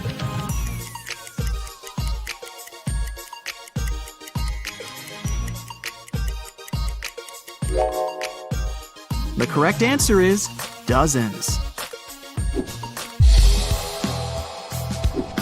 Bobby was visiting a historical museum. He entered the wrong door and got stuck in a creepy dungeon. There, he found a sufficient supply of buckets filled with food, medicines, and drinking water for a week. But Bobby didn't want to stay there that long. He searched for ways out and found these 3 doors. A hungry bear and a cub are hiding behind the first door. The second door leads to a wall of fire, and the third door leads to a lake filled with crocodiles. Can you help Bobby choose the right door?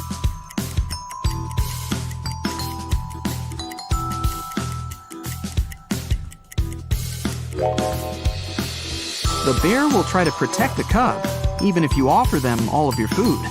Swimming through a lake with crocodiles is also a bad idea. But Bobby can distract the crocodiles with food and use water from the lake and the bucket to fight the fire. So he should choose the second door. Bobby found out that his favorite rock band was playing a private concert for VIP clients in a luxury club. He decided to sneak inside the club through the backyard. But unfortunately, Bobby faced a strict guard behind the door. He refused to let Bobby in without a password. Can you help Bobby figure out the password?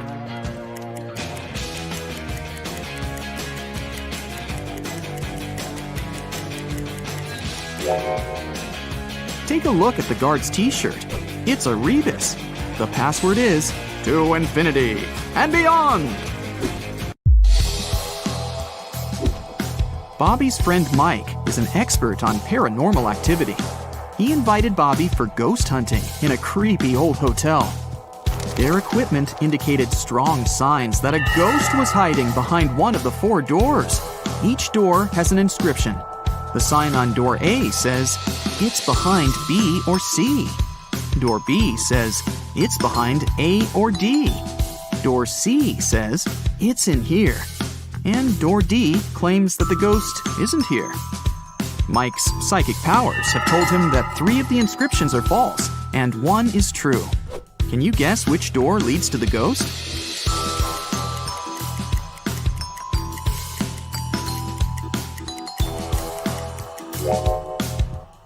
Door D leads to the ghost. Why? Well, if the ghost is behind door A, then both B and D are true. If the ghost is behind door B, then both A and D are true. If the ghost is behind door C, then A, C, and D are all true. But if the ghost is behind door D, then the statements on all the other doors are false, except for that on door B. This matches the rules. Mike was standing on a 100-foot, 30-meter ladder. He slipped from the ladder and fell to the ground. But after the fall, he was absolutely fine and not injured. How could that be?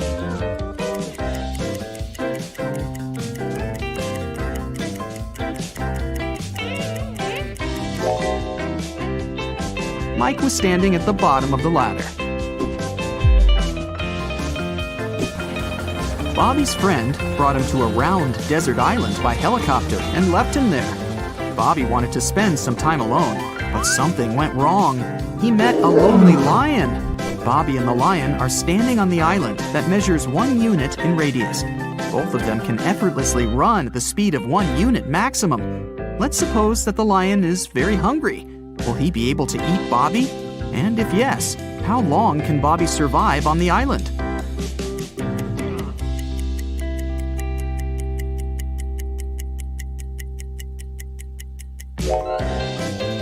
There are 2 possibilities. If Bobby decides to run on the perimeter of the island, the lion will eventually catch him. And here's the second possibility. Bobby doesn't run on the perimeter. This way, he will be using an escape strategy that will work for an infinite time. So, Bobby should probably choose the second strategy and just wait for the helicopter to come back and pick him up. Bobby and his friends went on vacation to a country house, but unfortunately, it was raining heavily. It kept raining for 13 days. When it rained in the morning, the afternoon was beautiful and clear. And when it rained in the afternoon, The next day was blessed with a clear, nice morning. Overall, the guys experienced 11 nice mornings and 12 nice afternoons. Can you find out the total number of days they spent in the country house?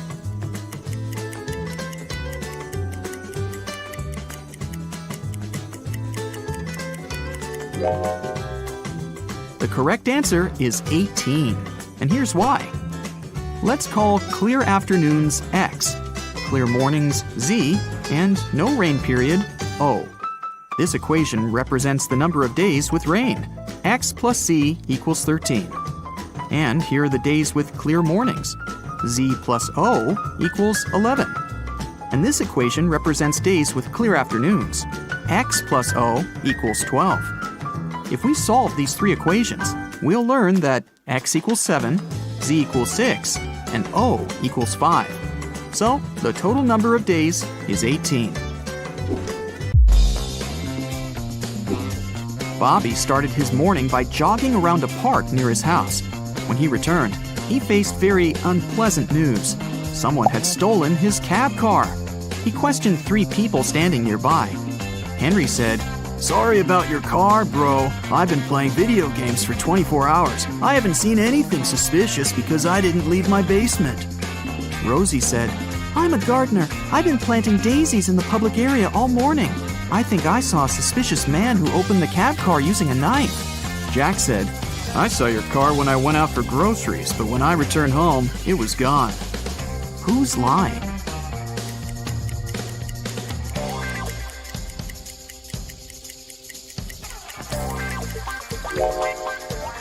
Rosie. She said she'd planted daisies, but there are only rose bushes in this area. Police Officer Frank received an anonymous text message. It revealed an address where Frank could find one of the most dangerous criminals. The police went to check the area.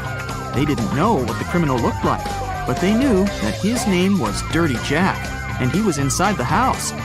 The police busted in on a carpenter, a truck driver, a mechanic, and a fireman. All were playing poker. Without any hesitation or communication of any kind, they arrested the fireman. How did they know that he was the criminal?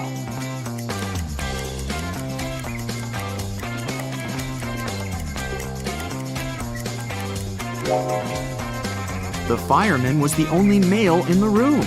The rest of the poker players were women. Dirty Jack wanted to escape from prison and found 3 possible ways out. The first exit is guarded by hungry dogs. The second exit has a tricky trap. A cage will fall from the ceiling and catch anyone who steps on the floor in this room. And an angry guard is hiding behind the third exit. No prisoner can escape from him. Which door should he choose?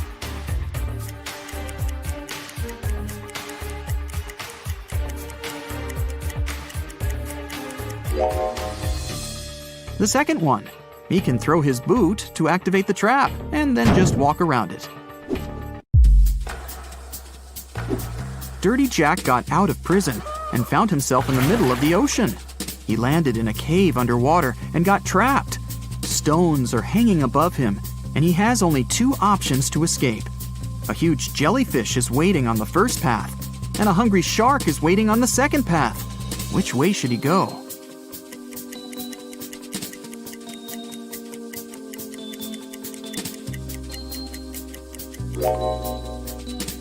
Dirty Jack should choose the second option. Take a closer look. This shark has a Go Vegan tattoo. Therefore, it won't hurt a human. So he can easily climb up through the hole in the cave above and escape. What will be the resulting figure if we fold this open cube?